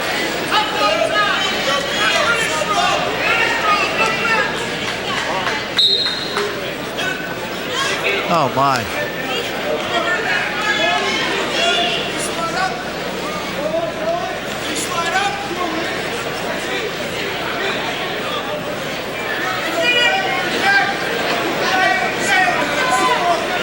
Here again, AJ on the bottom has got to push up from the bottom position. Dunnett trying to bar the arm on top.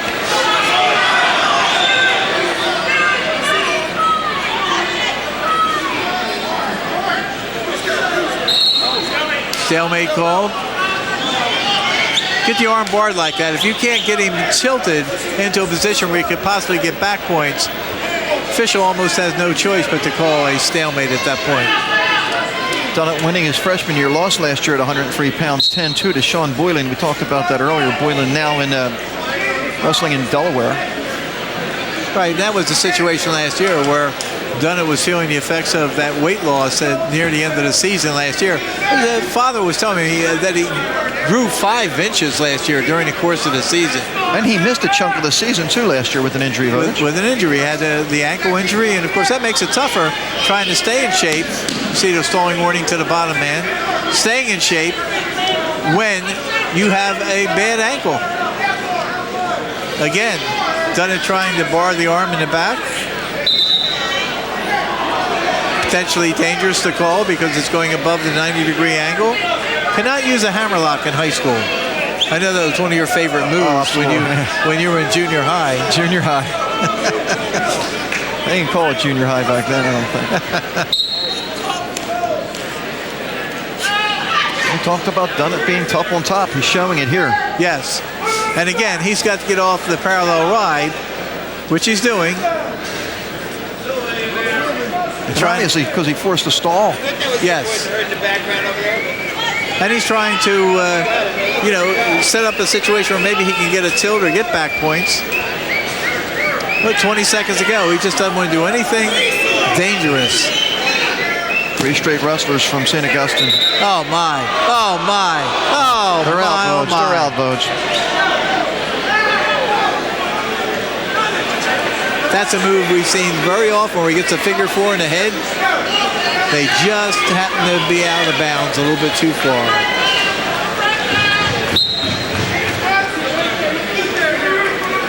Dominating effort by Eric Dunnett for his 2nd regional championship. Coach, what's more impressive, if you think about it, well, I don't want to say anything for 3 seconds. There you go. He's wrestled 6 minutes against Fisher, has not given up a point. Amazing. He just gives the 4 fingers, which I guess means 4 region titles for Paulsboro today. 4 regional titles, his 2nd regional title. Great job in the finals by their finalists. So 2nd title for him in 3 years. And you see him coming off the mat. For 2 of the first guys to get to him were Greenwald and Hodges, who also won regional titles. Getting ready for the award ceremony at 112 pounds. 112 pounds. The 4th place finisher, Anthony Perante of Shalleck. 3rd place and going to Atlantic City, James Higgins of Washington Township. The runner-up at 112 pounds from St. Augustine will be Brian Connolly. And a champion for the 2nd consecutive year from Paulsboro High School, Joey Duca. A lot of people thought James Higgins of Washington Township would finish, would get to the final, but he was upset in the quarters when he got pinned by Perante, but then came back and beat him for 3rd place. Right. Earns his trip which is the good thing about wrestlebacks. Oh, yes, yes. Best thing could ever happen. 125 pounds, Eric Rieger of Delsey Regional High School, Anthony Curcio of Washington Township. These 2 met during the year, Vogue, with Rieger winning. And now they get a chance to meet for a regional title. Eric Rieger entered the tournament 28-5, so he's now 30-5. Got this far with a 5-23 pin over Donald Dennis of West Deptford, and then a 6-5 win over Ron Cuff of Shalleck in the semifinals. Curcio, the number 2 seed, entered the tournament. Wow, Curcio. Oh, my. He always starts off quick, Vogue. Remember against Eastern, we went and had a chance to see Washington Township Eastern when he wrestled Maloney. Right. A buzzsaw. And he started out that way in a semifinal match. But nothing yet here. Now he's got 2. And 2 back points. Wow. Curcio's 27-3 at this point. He had a 4:57 fall over Tom Breeder of Buna, and then 11-5 win over C.J. Conger of St. Augustine to get this far. Tom Breeder battled back with a 158 fall over C.J. Conger to finish 3rd in this weight class. And now it's number 1 seed Rieger against number 2 seed Curcio. 7-6 overtime win for Rieger during the dual meet season. That was midway January, I think January 12th when they wrestled in the dual meat. Curcio, third place finisher as a freshman at 103. Last year at 112, finished second and trying for his title here. And he's on fire early, Coach. Yes, he is. Yes, he is. He's on a mission. I like it when they come out here like this and fire away like this because they are on a mission. If I'm reading this right, he has 99 career wins. 99 career wins coming into this bout. So if that's a fact, this will be his 100th career win as a junior. He is a junior.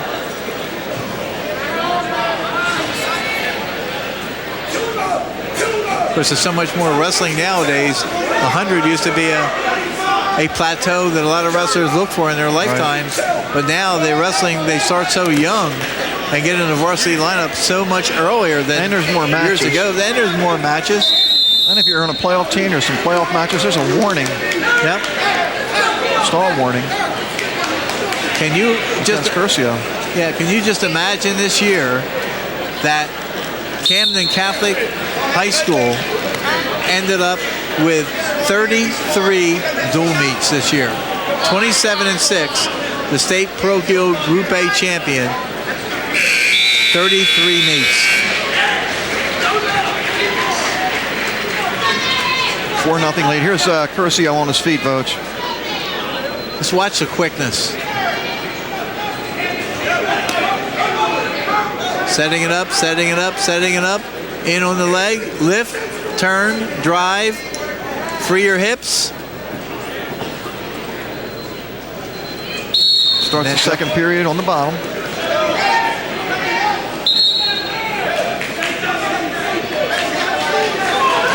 Rigger knows he's got a battle on his hands at this point.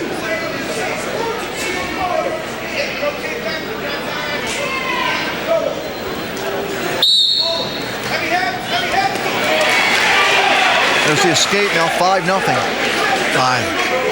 Rigger's on fire, or excuse me, Curcio's on fire.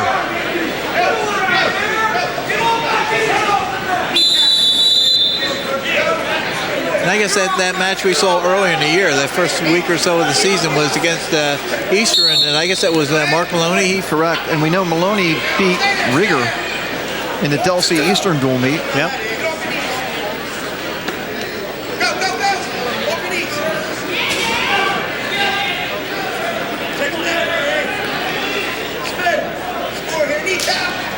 If you remember last year, when we first checked out Curcio, Ralph Ross was saying at that time, here's a wrestler he really thought had a lot of potential to go deep into the state tournament before his career was over. Well, I finished 8th last year, placed in top 8, so.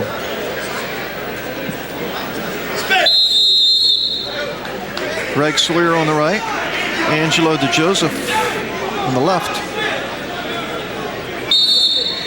Let me take a look at my buddy, Ralph Ross, on the right-hand side, one of his assistants. It's one of your early interviews during the season. Yeah, we had him on our first show, Voch. Rigger trying to take the shot there from far away. Trails 5-0 here in the second.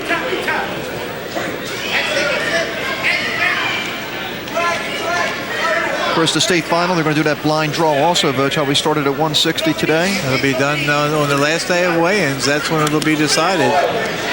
Oh, my. Curcio steps in again. Out of bounds they go. Once again, the compliments to the Absegami facility and to Jim Brown, who was the site director, and Mike Wilbraham, who stepped in as the interim athletic director. And they've done a great job here accommodating the coaches, the wrestlers, the officials. Great job. You know, this is an awesome task.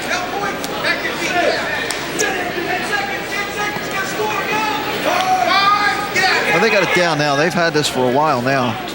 Although different people leading it this year. Yeah. So, you know, even though the site has been here and has done a good job, the new people in charge, you still got a lot of loose ends to tie up. Curcio looking for injury time. And gets it. Voch's wrestling season coming to an end, but I'll tell you what, there's a lot of good basketball left in Gloucester County. We're doing some playoff games this week. boys and girls. Well, I watched Paulsboro against Wildwood. And You watched Paulsboro? I'm shocked. Oh, my gosh. I went there expecting to see a wrestling meet, and I saw a basketball game break out. That No, what it is, yeah. no, I will compliment the Paulsboro boys basketball team. I mean, they look like a team on a mission. And of course, they had a big win over Haddonfield in the Colonial Conference this year. I think their record going into the weekend was like 24-4 or something like that. Hey, folks, they need a title. Yes, they and do. It might be basketball that brings it to them. They ain't no football title, no wrestling title. No. So they need a championship team for the all sports banquet. There you go. There you go. But I was impressed. This Jonathan Gardner is something else to behold. Darius Quarles, we saw him in football season, the tall receiver. They have a very well-balanced team. Very aggressive group of players. I mean, girls like Glassboro girls basketball. They did a very good job They're this year. still alive. Yep. Okay. That's our basketball plug. I can guarantee the rest of the year you won't be hearing me talk about basketball. Back at it, 5-0 third period. All Curcio has to do now is not make any radical mistakes. 4-0 lead after one. Escape in the second. Stall warning against Curcio. Oh, my. He ends up getting the takedown anyway, so it's now 7-1. So he gets hit for stalling, gives up a point, and still gets the takedown. And Ralph Ross, if you can read his lips, how?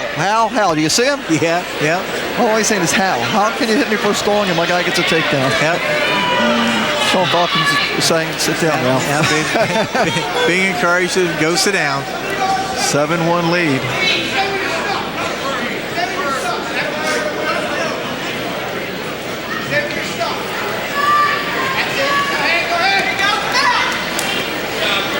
Curcio is all over the mat out there. Now the corner kind of telling Curcio, let him go so you don't get hit for a stalling call. So he gives up the escape. Now 7-2.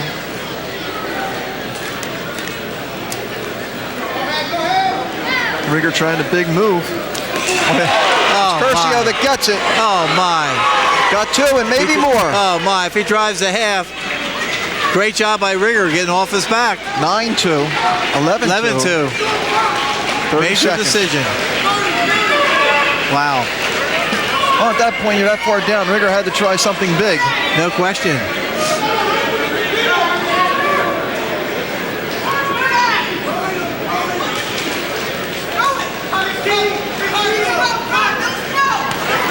So Curcio is going to avenge this loss.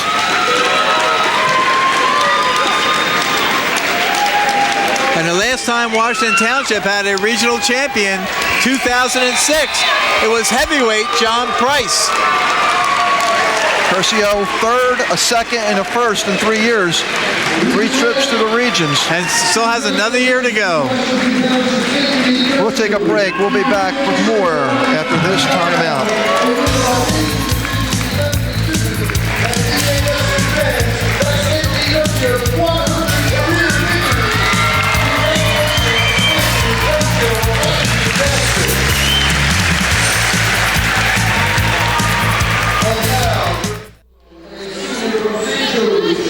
Back at Absegami High School, 130 pounds.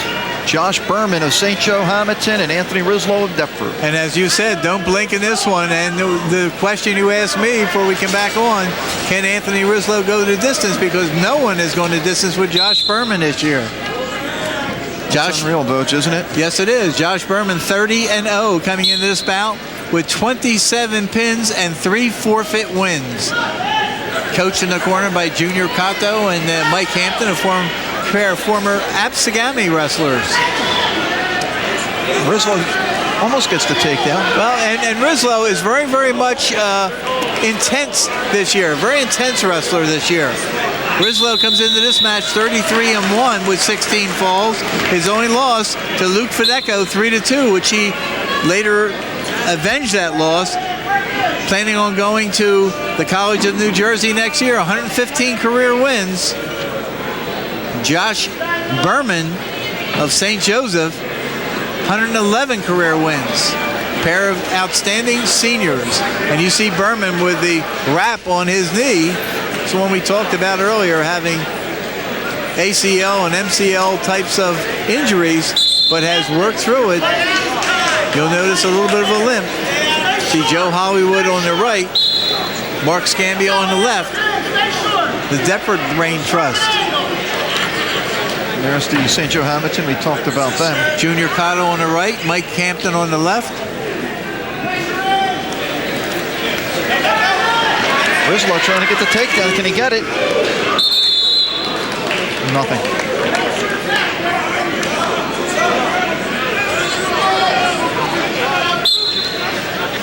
Rizlo got to this point with a 10-4 win over John Harvey of Absegami in his quarterfinal. Won 9-2 over Wesley Miller of Clearview in the semifinal. Getting in on the leg. Gets the takedown. Gets the takedown. Josh Berman, the number 3 seed, won 21-10 over Mike Mucci of West Deptford, and then a 250 fall over Luke Fedecco in the semifinals. In the battle for third place, Luke Fedecco, a 7-2 winner over Wesley Miller of Clearview. Berman and Rizlo met a couple of years ago in the quarters, with Rizlo winning 5-3. I think they've wrestled a couple of times besides that, with I think Berman winning once, and I think the other one was maybe Rizlo got injured and had the medical default. I'm not sure about that, but they have wrestled before. We'd say the place winners at 119 pounds. Eric Dunnett of Paulsboro, the winner there, Voj. Charlie Huff finished in 4th. Curtis Becker of Kingsway, the 3rd place finisher. 2nd place finisher, A.J. Fisher of St. Augustine, and the champion for the 2nd time in 3 years, Eric Dunnett of Paulsboro, giving Paulsboro 4 Region 8 champions. You see Rizlo cut Berman loose and holding a 2-1 lead early in the 2nd period.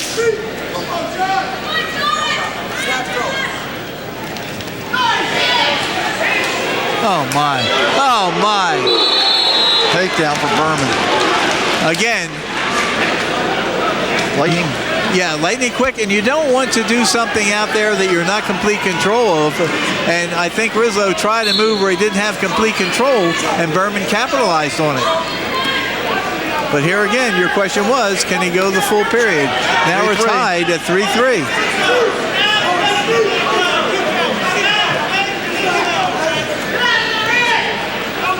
Again, Rizlo being an aggressor out there, which is the key.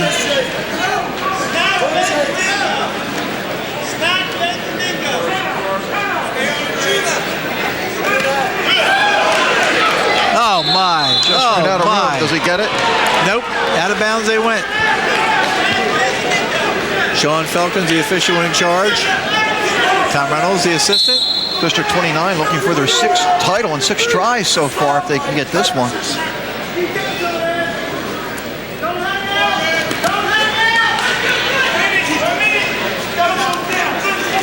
Josh Berman very strong on his feet too. Oh my.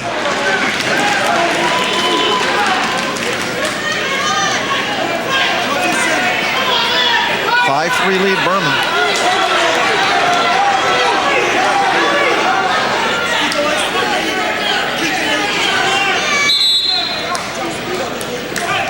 .34 seconds left in the 2nd period. Berman with the 5-3 lead. He's going to give Rizlo the neutral. Automatic, 5-4. Saying, I'm going to let you go on your feet because I'm confident on my feet. Very strong legs for Berman.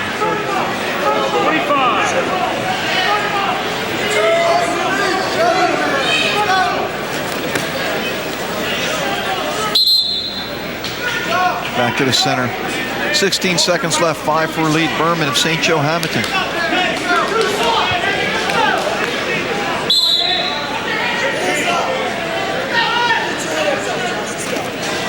Rizlo quick on that leg. Can he do something with it? But you see Berman's reaction to it. He has a great counter to a takedown attempt. Run out of time. We're going to go to the 3rd. Rizlo trails by a point. And his choice, take the bottom. And Berman just may give him an automatic escape. Yeah, he's going to try and hold him down for a little bit. I don't think if you're a pinner, though, you'd be good on the top. Well, you would think with that many falls, but maybe a lot of them came right from his feet. Maybe. 1 point, so we're tied at 5. All right, now you have to... I was going to say conditioning too, Votes, because how many of those pins were early in the match? Yep, conditioning, and now you have to develop a plan of attack out here. How do I want to get this takedown if I can get one? Rizlo in on the shot. Can he finish? Can he finish? Oh my. He got it. He got it. 7-5. Stay right with him. Got control of those legs as they run out of bounds. Kept his feet in. Now, do you cut him loose at this point? I say yes, Votes.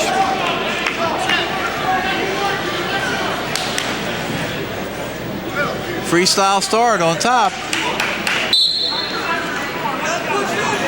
Automatic escape. 7-6.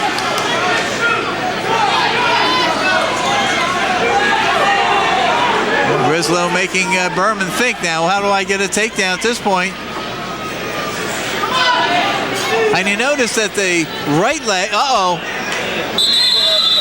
notice that the right leg is wrapped for Berman, and Rizlo doesn't appear to be going to that side. He's going to the opposite side. I saw him go there a little bit in the first period, Votes.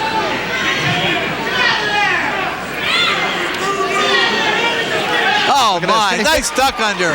Nice duck under. You got it. Oh, brother. Wow, 9-6. And there's his father over to our right. Yeah. Came up off the kneeling position there. 1 minute to wrestle. There it is here.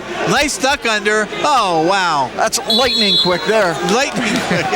The escape again, 9-7. 9-7. He's got it. You know, Berman's got to take the shots now. But it's Rizlo again on the Rizlo shot. takes another shot. Oh, my. And another takedown. Oh, my. 11-7. His dad is going crazy. All the hours of hard work, all the hours of taking him to practice, all the hours of working with him, paying dividends at this point. Got to watch, though.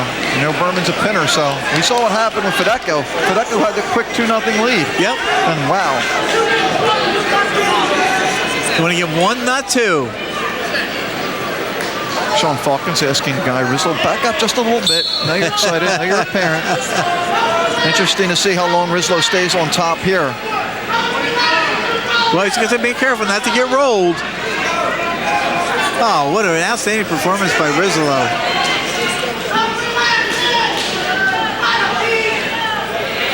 He just hooks onto that leg again, you notice? Yep. In control, knowing where he is. He's got a kind of stalemate here. 5 seconds left. He's looking right at the clock. Rizlo knows he's going to win. 11-7 final. Anthony Rizlo. What a great performance.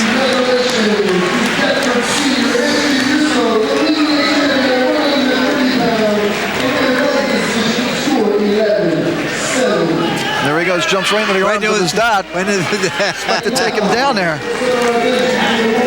Had a chance to know those guys over the last 4 years. And Joe Hollywood giving him a big hug. It's something special. When you win a title, it's very meaningful. Going to have the award presentation at 125 pounds. 125 pounds. The fourth placer was Tom Breeder of Buna. He was third, Vogue. I'm sorry. Tom Breeder was third. The fourth was C.J. Conger of St. Augustine. Second place was Eric Rigger of Delsey, and the champion, Anthony Curcio of Washington Township. Hey, Vogue, another great matchup at 135. Matt Catalano of Highland, John Renard of Kingsway. Renard has yet to lose in the state of New Jersey. Renard 34-3, a senior going into this bout. Matt Catalano, a junior, 35-1 going into this bout. You made my weekend.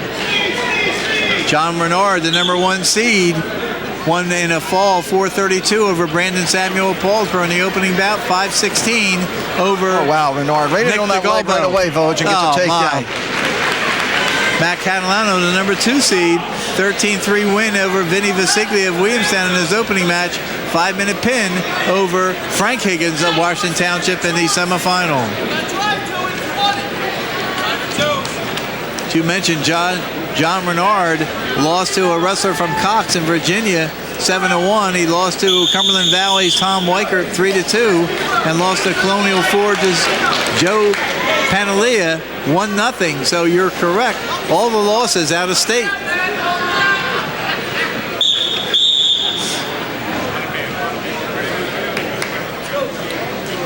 Caution on Catalano. Catalano, by the way, Butch, the champ at 130 pounds last year, however, came in number 2 seed.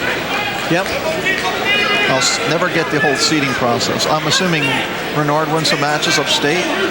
Well, they didn't wrestle this year. Going the furthest, and if they haven't wrestled this year, going the furthest is the number 1 criteria.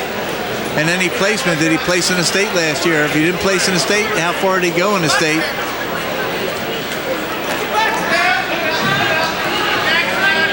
2-0 lead, Renard.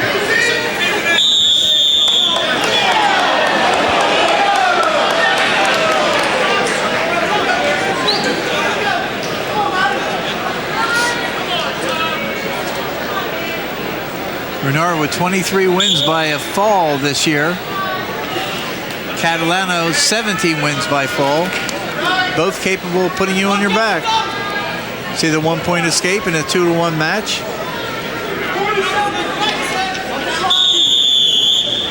I bring this up all the time when I see certain kids. I remember them when they wrestled their freshman year, how composed they were on the mat.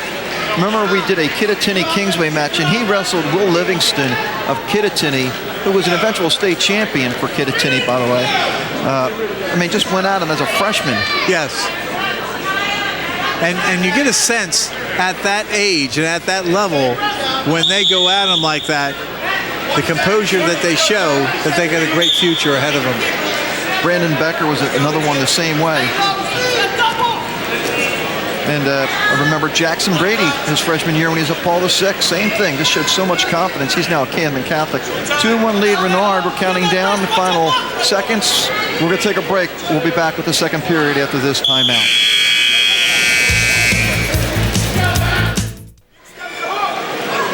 "40 seconds into the second period, still no change in control as we start the second. Renard in front, 2-1. And a stalemate is called. Failed to mention after Rislow's championship, that was Deptford's first region championship since the year 2000, when Jimmer Donapel won a 140-pound title.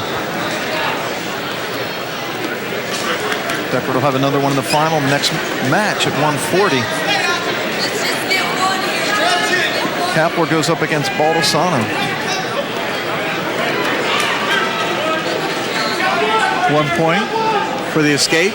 3-1 lead for Renard. Always key to get that first takedown, Vogue, because it always seems like the other guy's just playing catch-up the entire match. It's huge. Especially when they're that close together. Yeah, and now with a 3-1 lead, Renard can afford to be taken down by Catalano. It will only be a tie. Right. So getting 3 points is kind of crucial.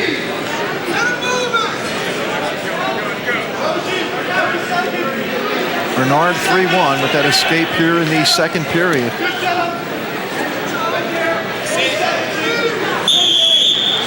And 21 seconds left. The senior from Kingsway with a 3-1 lead.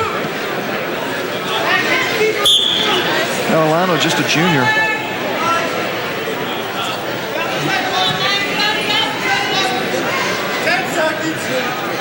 Another number 1, number 2 seeded matchup in the finals.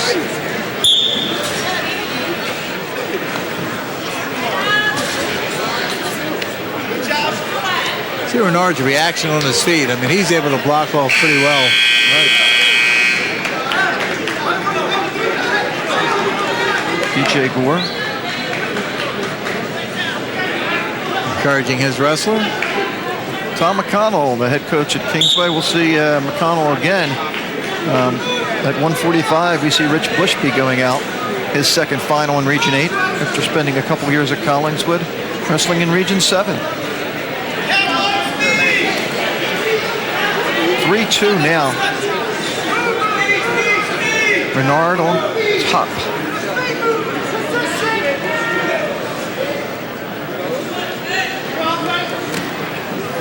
You're right, Butch. It's Catalano taking that shot, but it's Renard that's going to get the takedown.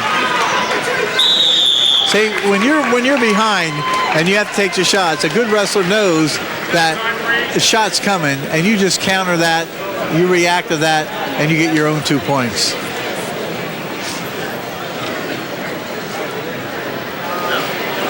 What's the breakdown? I didn't doing the breakdown for titles by district. I know District 29 has 6 because they're 6 for 6. Oh yeah. District 31 captured the first 2. District 29 the next 2. Then District 30 has captured 2, but District 29 the other 4. So 1, 2, 3, 4, 5, 6 is correct for District 29. And District 31 in front here, and they have Baldessano and Bushby coming up. They have a chance to get a couple more. Bushby Dogabo is going to be a good one. Yes, it will. And again, Decker favored with Buchanan. Right, and something's got to break because Paulsboro right now with 4 individual titles. Pennsville with 1, Triton with 1, Gateway with 1, Washington Township with 1, and Deptford with 1.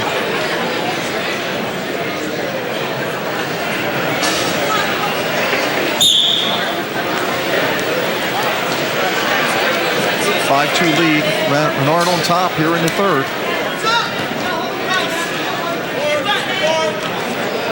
Catalano, a 3-2 winner last year in the final at 130 pounds over Aaron Wilcox.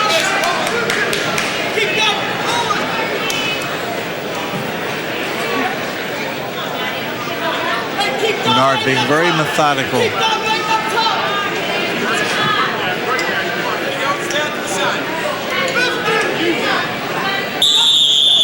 Stalling warning against Renard for being on top and not getting completely out to a perpendicular situation where he can turn his man, and that's what the officials look for. See, escape now 5-3. Catalano is going to need a takedown to tie this match. That shot attempt from far out. Yeah, and again, Renard knowing that he is technically in control, so he just has to counter any kind of takedown shot. Look at that. Hooks onto the legs, get back points maybe. Nope. He's setting up for one. He's got a takedown though. Yeah, he's got a takedown. He's still got the potential near side cradle. He would have to get his head in the ribs and drive. But with 15 seconds to go, you just stay right there and just lock it up. He was peeking at the clock. Oh yeah, just keep those hands locked because it's not a stalemate. You have a pinning combination. Renard's going to hold on. 7-3 win, John Renard of Kingsway.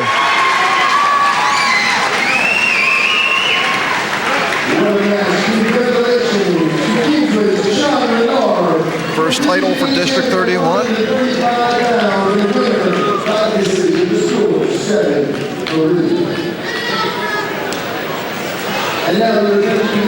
Now the awards presentation while we get ready for 140 pounds. 130 pounds, the 4th place finisher was Wesley Miller of Clearview Regional. The 3rd place finisher at 130 pounds was Luke Fedecco of Gateway. You see him going up on the podium. 2nd place, Josh Berman from St. Joseph. And the champion, Anthony Rizzolo from Deptford High School. I guess that 4th place wrestler of Village has to keep weight just in case something happens. He is the alternate. So if that number 3 can't go, number 4 moves in. 140 pounds, Anthony Baldessaro of Delsea Regional High School going up against Matt Kapler, the 3 seed of Deptford. Kapler with 32-4 record this year. Baldessaro 34-2.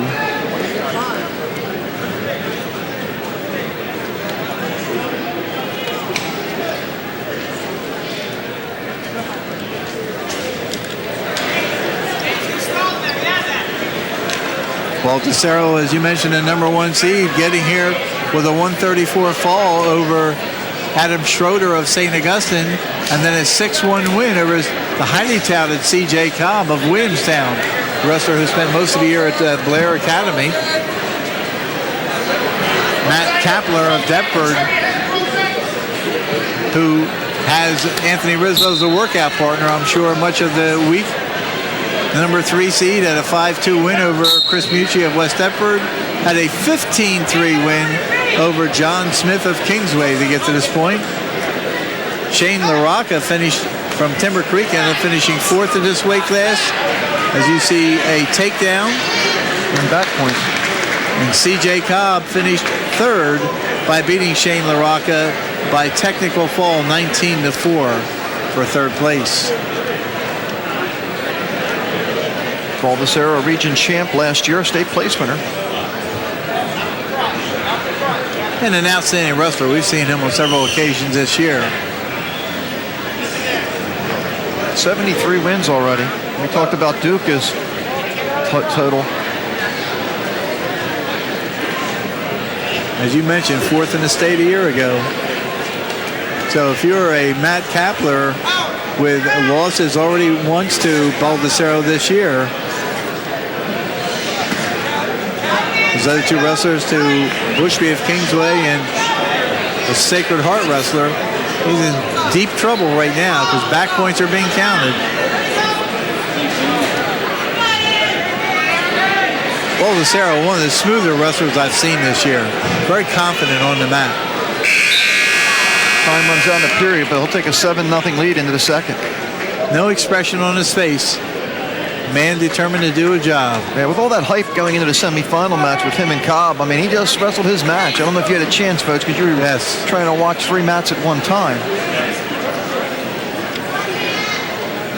Baldessaro ended up winning 6-1 in that match. He got the initial takedown and near fall. He had a 4-0 lead in the first period and eventually ended up winning 6-1.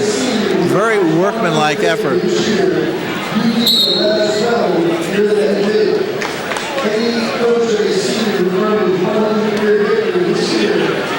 Caution on Kapler. It'll be encouraging to other wrestlers at Region 8 that Baldessaro has 2 more years to go in this region.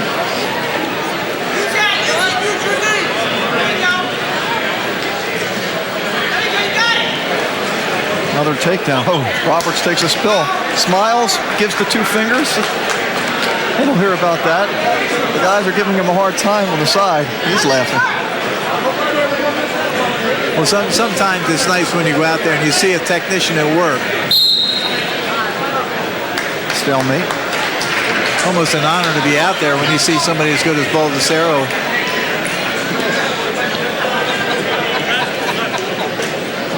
Well, the good news for the drive home, Coach. Yes. Crowd's starting to thin out. Good. Bad news, there's just a couple of weights left. They should stick around. Well, there'll be an Outstanding Wrestler Award recipient. And, of course, as we mentioned before, the top 3 in each of these weights going to Atlantic City Friday, Saturday, and Sunday. You know, you look at the most valuable wrestler. I mean, Howie is a 7 seed winning, but I just think Starcevic's job right now warrants him to be the outstanding wrestler of the tournament. No question. The other thing I might want to add to all that is I have no vote. Stalemate. Still getting a hard time. Yeah. Sean Falcons won't let him forget it.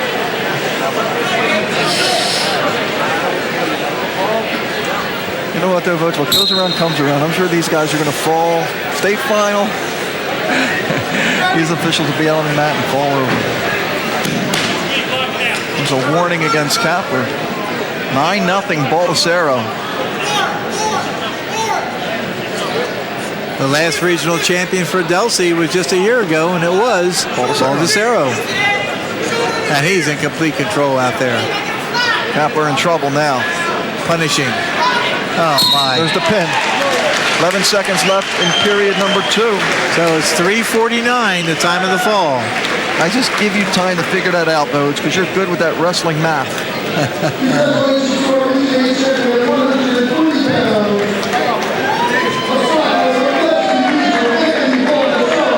awards presentation at 135 pounds. Is that our first pin this evening? Yes. 135 pounds. The fourth place finisher was Josh Owens of Delsey. The third placer was Nick DeGalbo of St. Augustine, who was a 6'3" winner over Josh Owens. The runner-up at 135 pounds was Matt Catalano of Highland Regional High School, and the champion, John Renard of Kingsway High School, Kingsway Regional. Gloucester County faring pretty well in this whole thing, Vogue. Yes.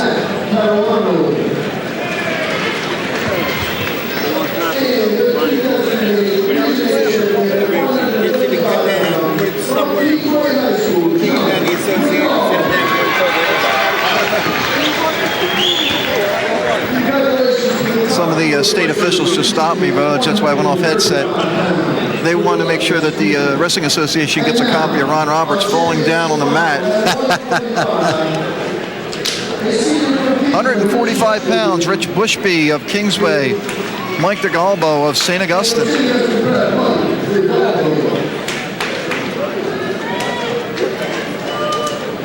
Kingsway, Washington Township, Paulsboro, Gateway, Deptford. Rich Bushby, the number 1 seed at this weight class, won 11-1 in his opening match against Josh Sheeper of Clayton. Then he won 8-5 over Joseph Lowry of Timber Creek. Mike DeGalbo got to this point, the number 2 seed, with a 258 fall against Brian Lewis of West Deptford and an 8-1 win over Dave Folk of Absegami. Joseph Lowry claimed third at this weight class with an 11-2 win over Joe Magoli of Williamstown.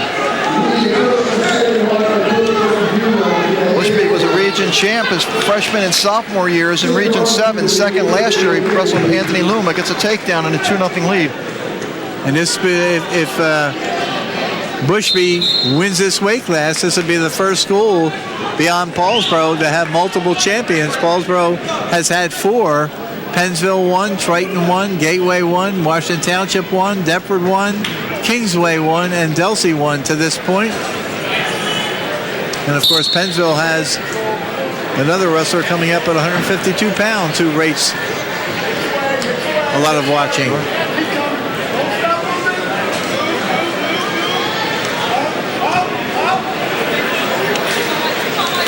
One loss in state is all for Bushby. Yeah, to Matt Frank of Toms River East by a point, 6-5.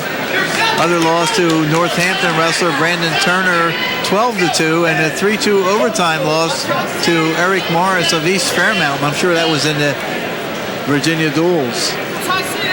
It's escape and now 2-1 lead. Going to the University of North Carolina in Greensboro next year.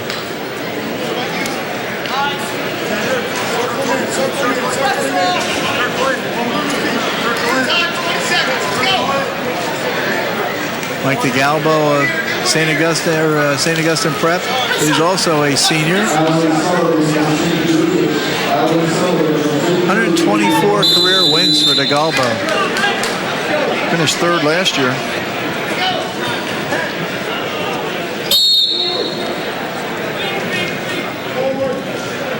We're down to the final 2 bouts in Region 8. Kind of sad that it's almost coming to a close. Hey, Bojo, shedding a lot of tears on the way home. Yeah. Oh, the wrestlers sporting tattoos. Do you know that, Bojo? Quite a few. And I don't know what the one on DeGalbo means, but I know what the one on Bushby means. That's the look. I found this out about 5 hours ago. Like the family crest. Family crest, huh? I believe that's what I was told by Mr. Bushby. You were told about 2 weeks ago that you were going to do some. I just did. There's my research on tattoos. Research.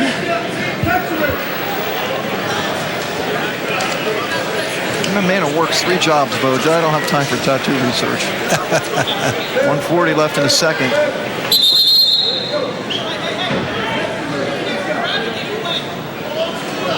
There's my buddy Little Bushby's been around here all day. Rich's little brother.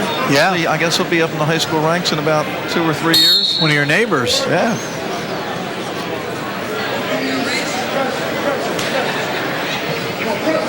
one of the few neighbors that doesn't have a for sale sign on their front yard next to me. Everybody else is moving away. 2-1 lead. Togalbo doing a nice job on top. Yes, he is. Very thorough ride. It was tough to hold somebody as good as Bushby down for an entire period. Stalling warning. Probably why he's doing such a good job. And that puts pressure on you if you're Togalbo now when you've been hit. Yeah, because now you not only have to break the guy down, but you have to get out perpendicular. That's what the officials are looking for some kind of a pinning combination.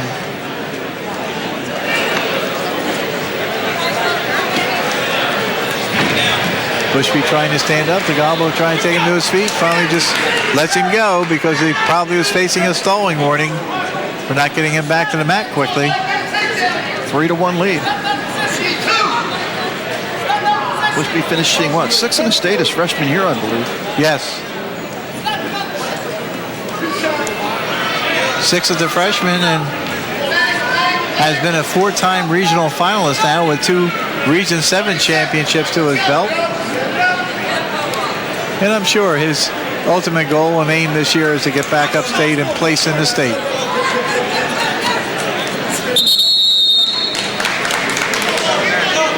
"19 seconds left in this second period."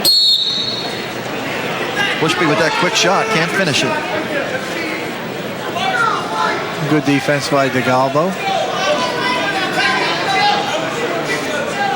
I think the Togalbos live in Gloucester County too, don't they? That's what I heard. That was your homework. Mullica Hill area? I think so. That's your homework, though. It's my homework. That was your homework. Third period, Togalbo starting on the bottom. Well, about a third of the people who were here earlier have vacated. Caution.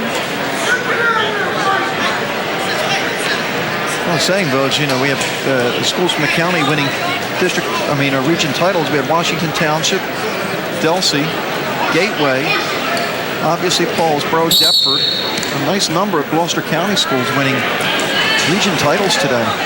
Doing a nice job.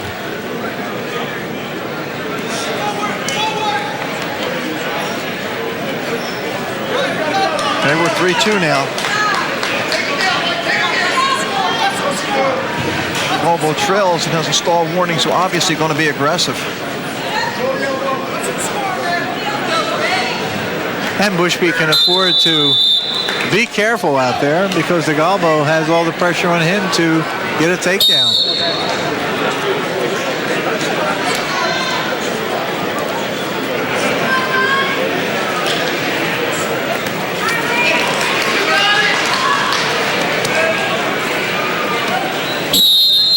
And this is the last shot for St. Augustine, right? Yeah, and they've had, what, 5 in the finals? They had 5 in the finals, and they've been shut out. This is their last hope.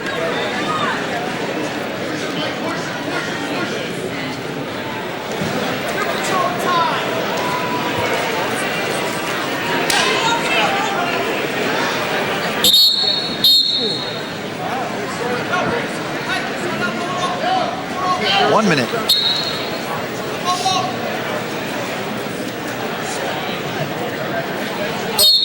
We had a little problem with the whistle there.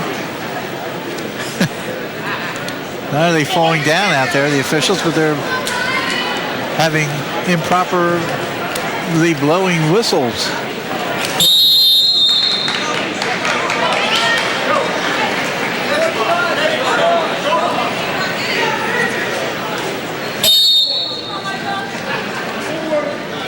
We talked about that first period takedown. So important. So important. And in a close match, it's always good to get those first points anyway. Absolutely.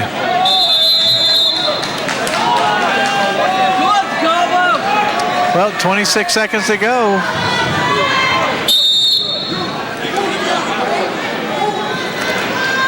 Togalbo is a winner for Baldacero this year, Voj.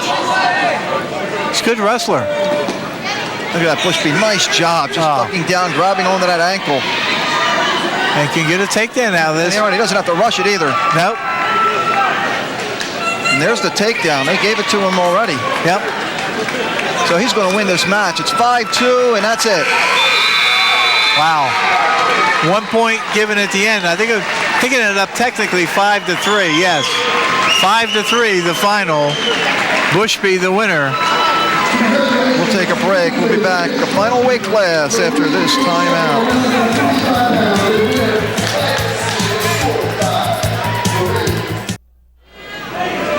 Final match of the evening at 152 pounds, Vogue. Dustin Decker, the #1 seed, entered the tournament 32-2. 7-1 win over Kyle Anarosis of Williamstown, and an 8-3 win over James Hoffman of Millville to get to this point. The #3 seed is John Bukakis of Hamilton, who entered the tournament 27-2, so he's now 29-2.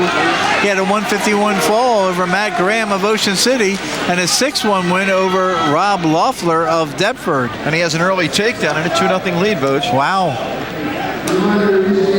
Third place in this weight class went to James Hoffman of Millville with a 127 fall over Josh Kerr of West Deptford. Stall warning against Caucus. Yep. Again, the man gets on his feet. You got to take him down to the mat.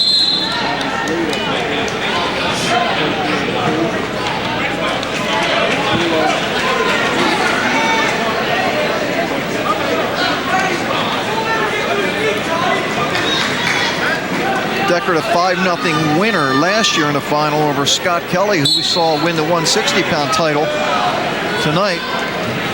Decker. Bukakis, who entered this tournament with 2 losses. One of those losses was to Dustin Decker, 3-2. It's 2-1 right now.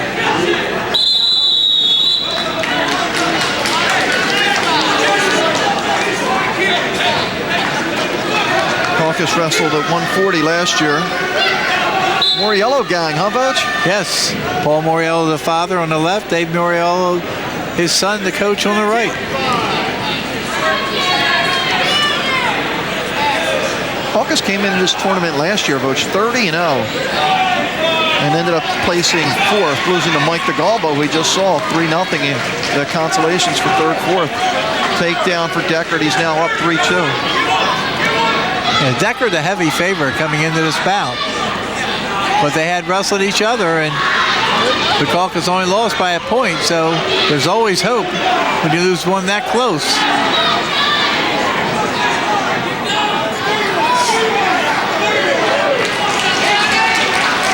We're now tied after the escape.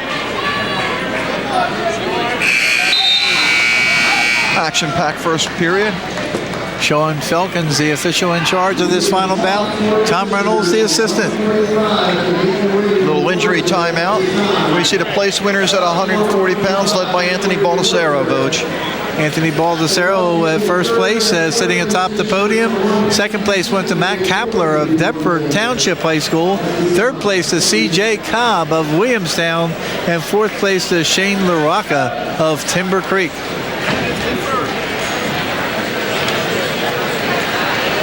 Bushby coming by, wanted a high five from yours truly. There you go. You blew him off. I didn't even see. Blew him off, Vogue. I had to stick out to 5. You're hiding the little guy. Yeah.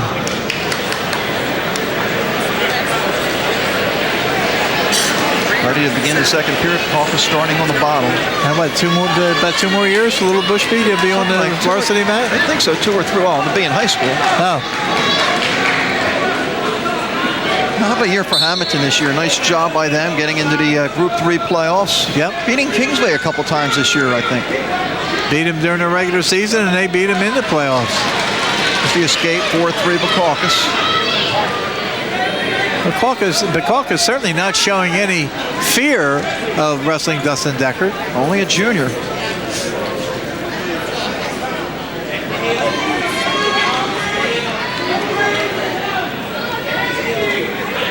Well, Hamilton High got big. I think when they kind of merged some of the school systems, I think they got some kids from some other areas. I can't remember if they maybe get Waterford or something like that. Waterford, I believe, yeah, because the Winslow Township, I think, had some right. people, and I think Waterford people that maybe went to Winslow Township before end up going to Hamilton. I understand they have a great new high school and a great gymnasium. Yeah, I was out there a couple times for work. I had a chance to visit there. Non-sporting related. 4-3 Secaucus, 1 minute to go.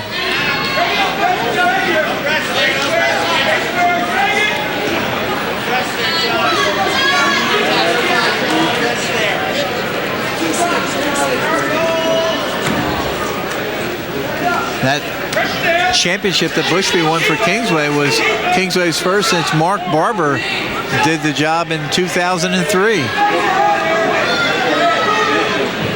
Almost hard to believe just for the fact of all the good teams Kingsway's had, but sometimes, you know, you just have a lot of balance, and we saw that this year with West Deptford High School.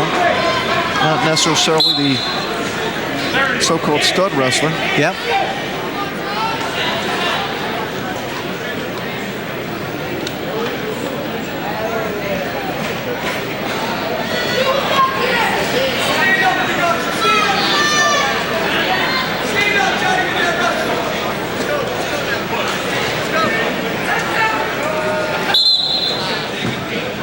Eight seconds left.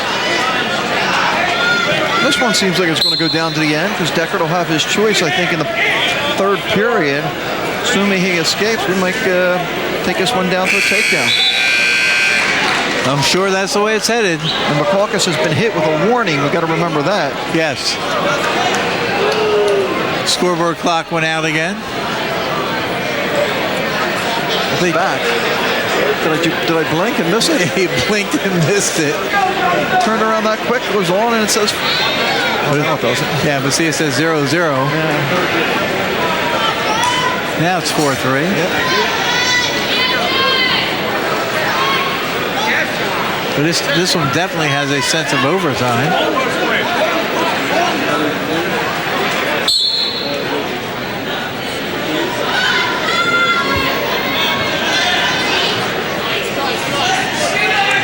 Third period underway.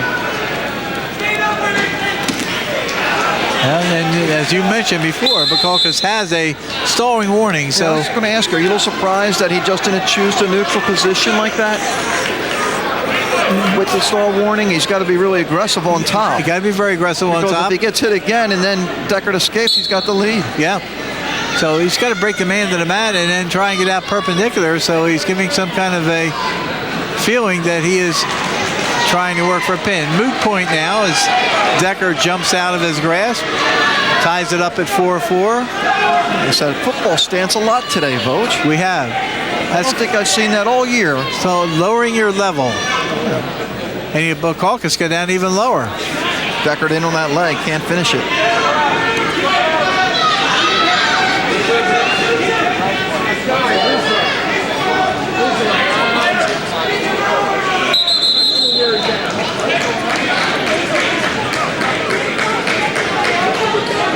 Vogue, what's your pick? First choice, second choice, outstanding wrestler of this tournament. Well, I agree with you. You were talking about earlier about Starcevich at Pennsville. And I would take Rislow second. I know he was the number one seed, but I just think against a kid who had the credentials that Berman had. Yes. Guy had gone the whole match complete this year. Secaucus again in deep. Yes. And Rislow to keep battling back. So, you know, Starcevich, Rislow, both of them have a definite shot, I believe. So Deckard keeps that overhook in, which is going to prevent any kind of a takedown.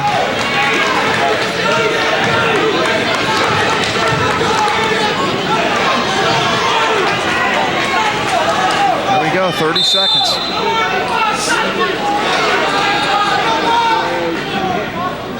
Well, it was a tight match the first time they wrestled this year. Was a one-pointer. And we're definitely looking at overtime here with 15 seconds to go, unless there's heroics in the last 10 seconds.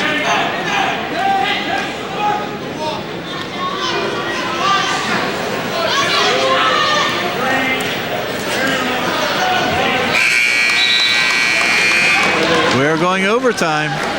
What better way to end this one? Valet's already warming up the car. 1 minute to go. Maybe. Actually, first points here wins.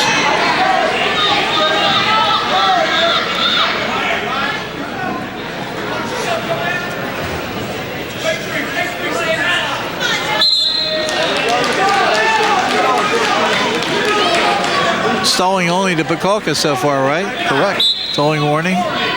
Deckard has none. Oh my, oh my. Great counter by Bukalkas. Deckard comes very close to getting a takedown. Now it becomes conditioning.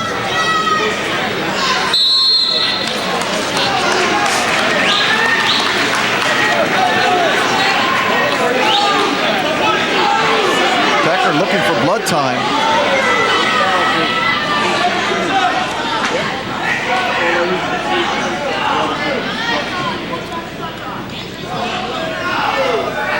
Or injury time, something. Nope.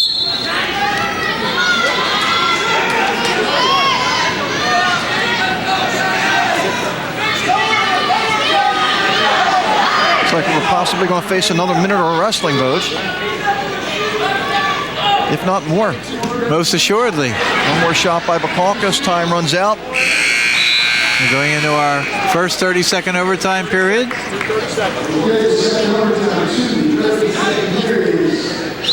Bukalkas has the choice. No, Deckard has the choice. It will go down. To Bukalkas, their responsibility here is to try and ride the man out for 30 seconds. By the way, our most exciting match this evening was probably our lowest scoring match, was that Zeislov match with that reversal at the end in his overtime. Yep. Caution was given to Deckard.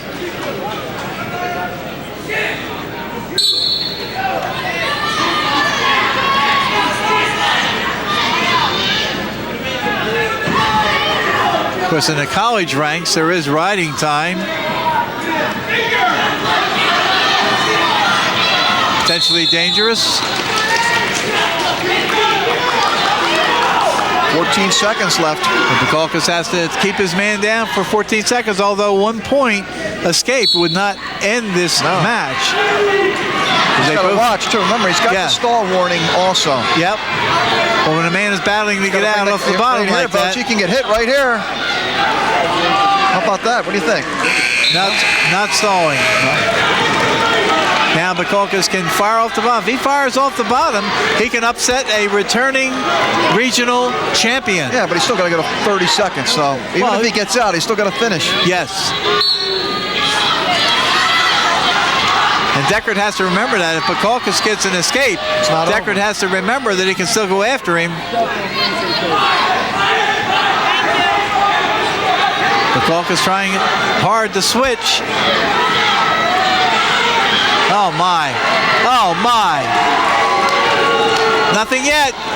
Gonna go for it. Got the escape. It's not over though. It's not over. Bukalkas is gonna win it.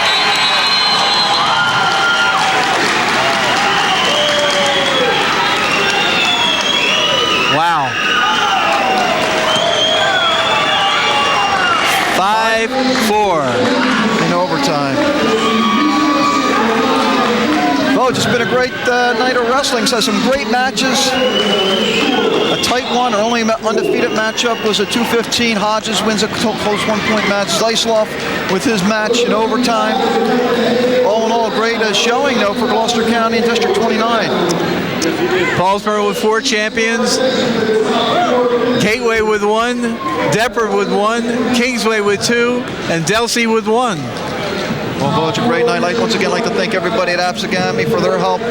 For the entire crew, I'm John Mondelli. Oh, we got to do I almost wrapped it up, folks. We have some presentations over here. It's all ready to roll. 145 pounds next. 145. The 4th place finisher was Joe Magoli of Williamstown. 3rd place, Joseph Lowry of Timber Creek.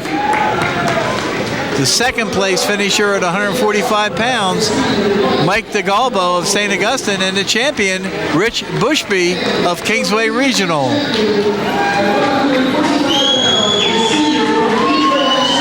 There's Bushby. Now we'll have the 152-pound presentation. See if they bring them over there in a hurry. It's the number 3 seed winning that over the number 1 seed.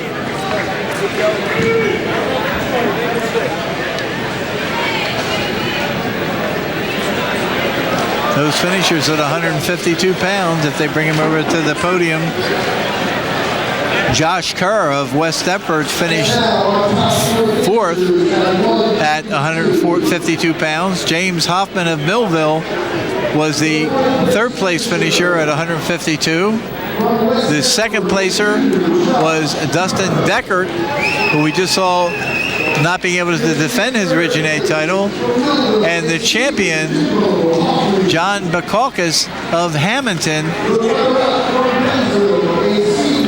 We talked about Hamilton making a name for themselves. The Bukakis, I should say. Bukakis coming in last year undefeated into this tournament. This year, just 2 losses. And Hamilton, the last regional champion they had was in 2003, and that was heavyweight Rick Amos. There's Bukakis, and we see Dustin Deckert of Pennsville. The 3rd regional championship for Hamilton. And congratulations to them. Like you mentioned, a great year they had this year. Okay, Vogue. For everybody here, once again, thank you to Absegami High School for their help. People in the truck and John Vogeding. I'm John Mondelli. We'll see you next time here on Comcast.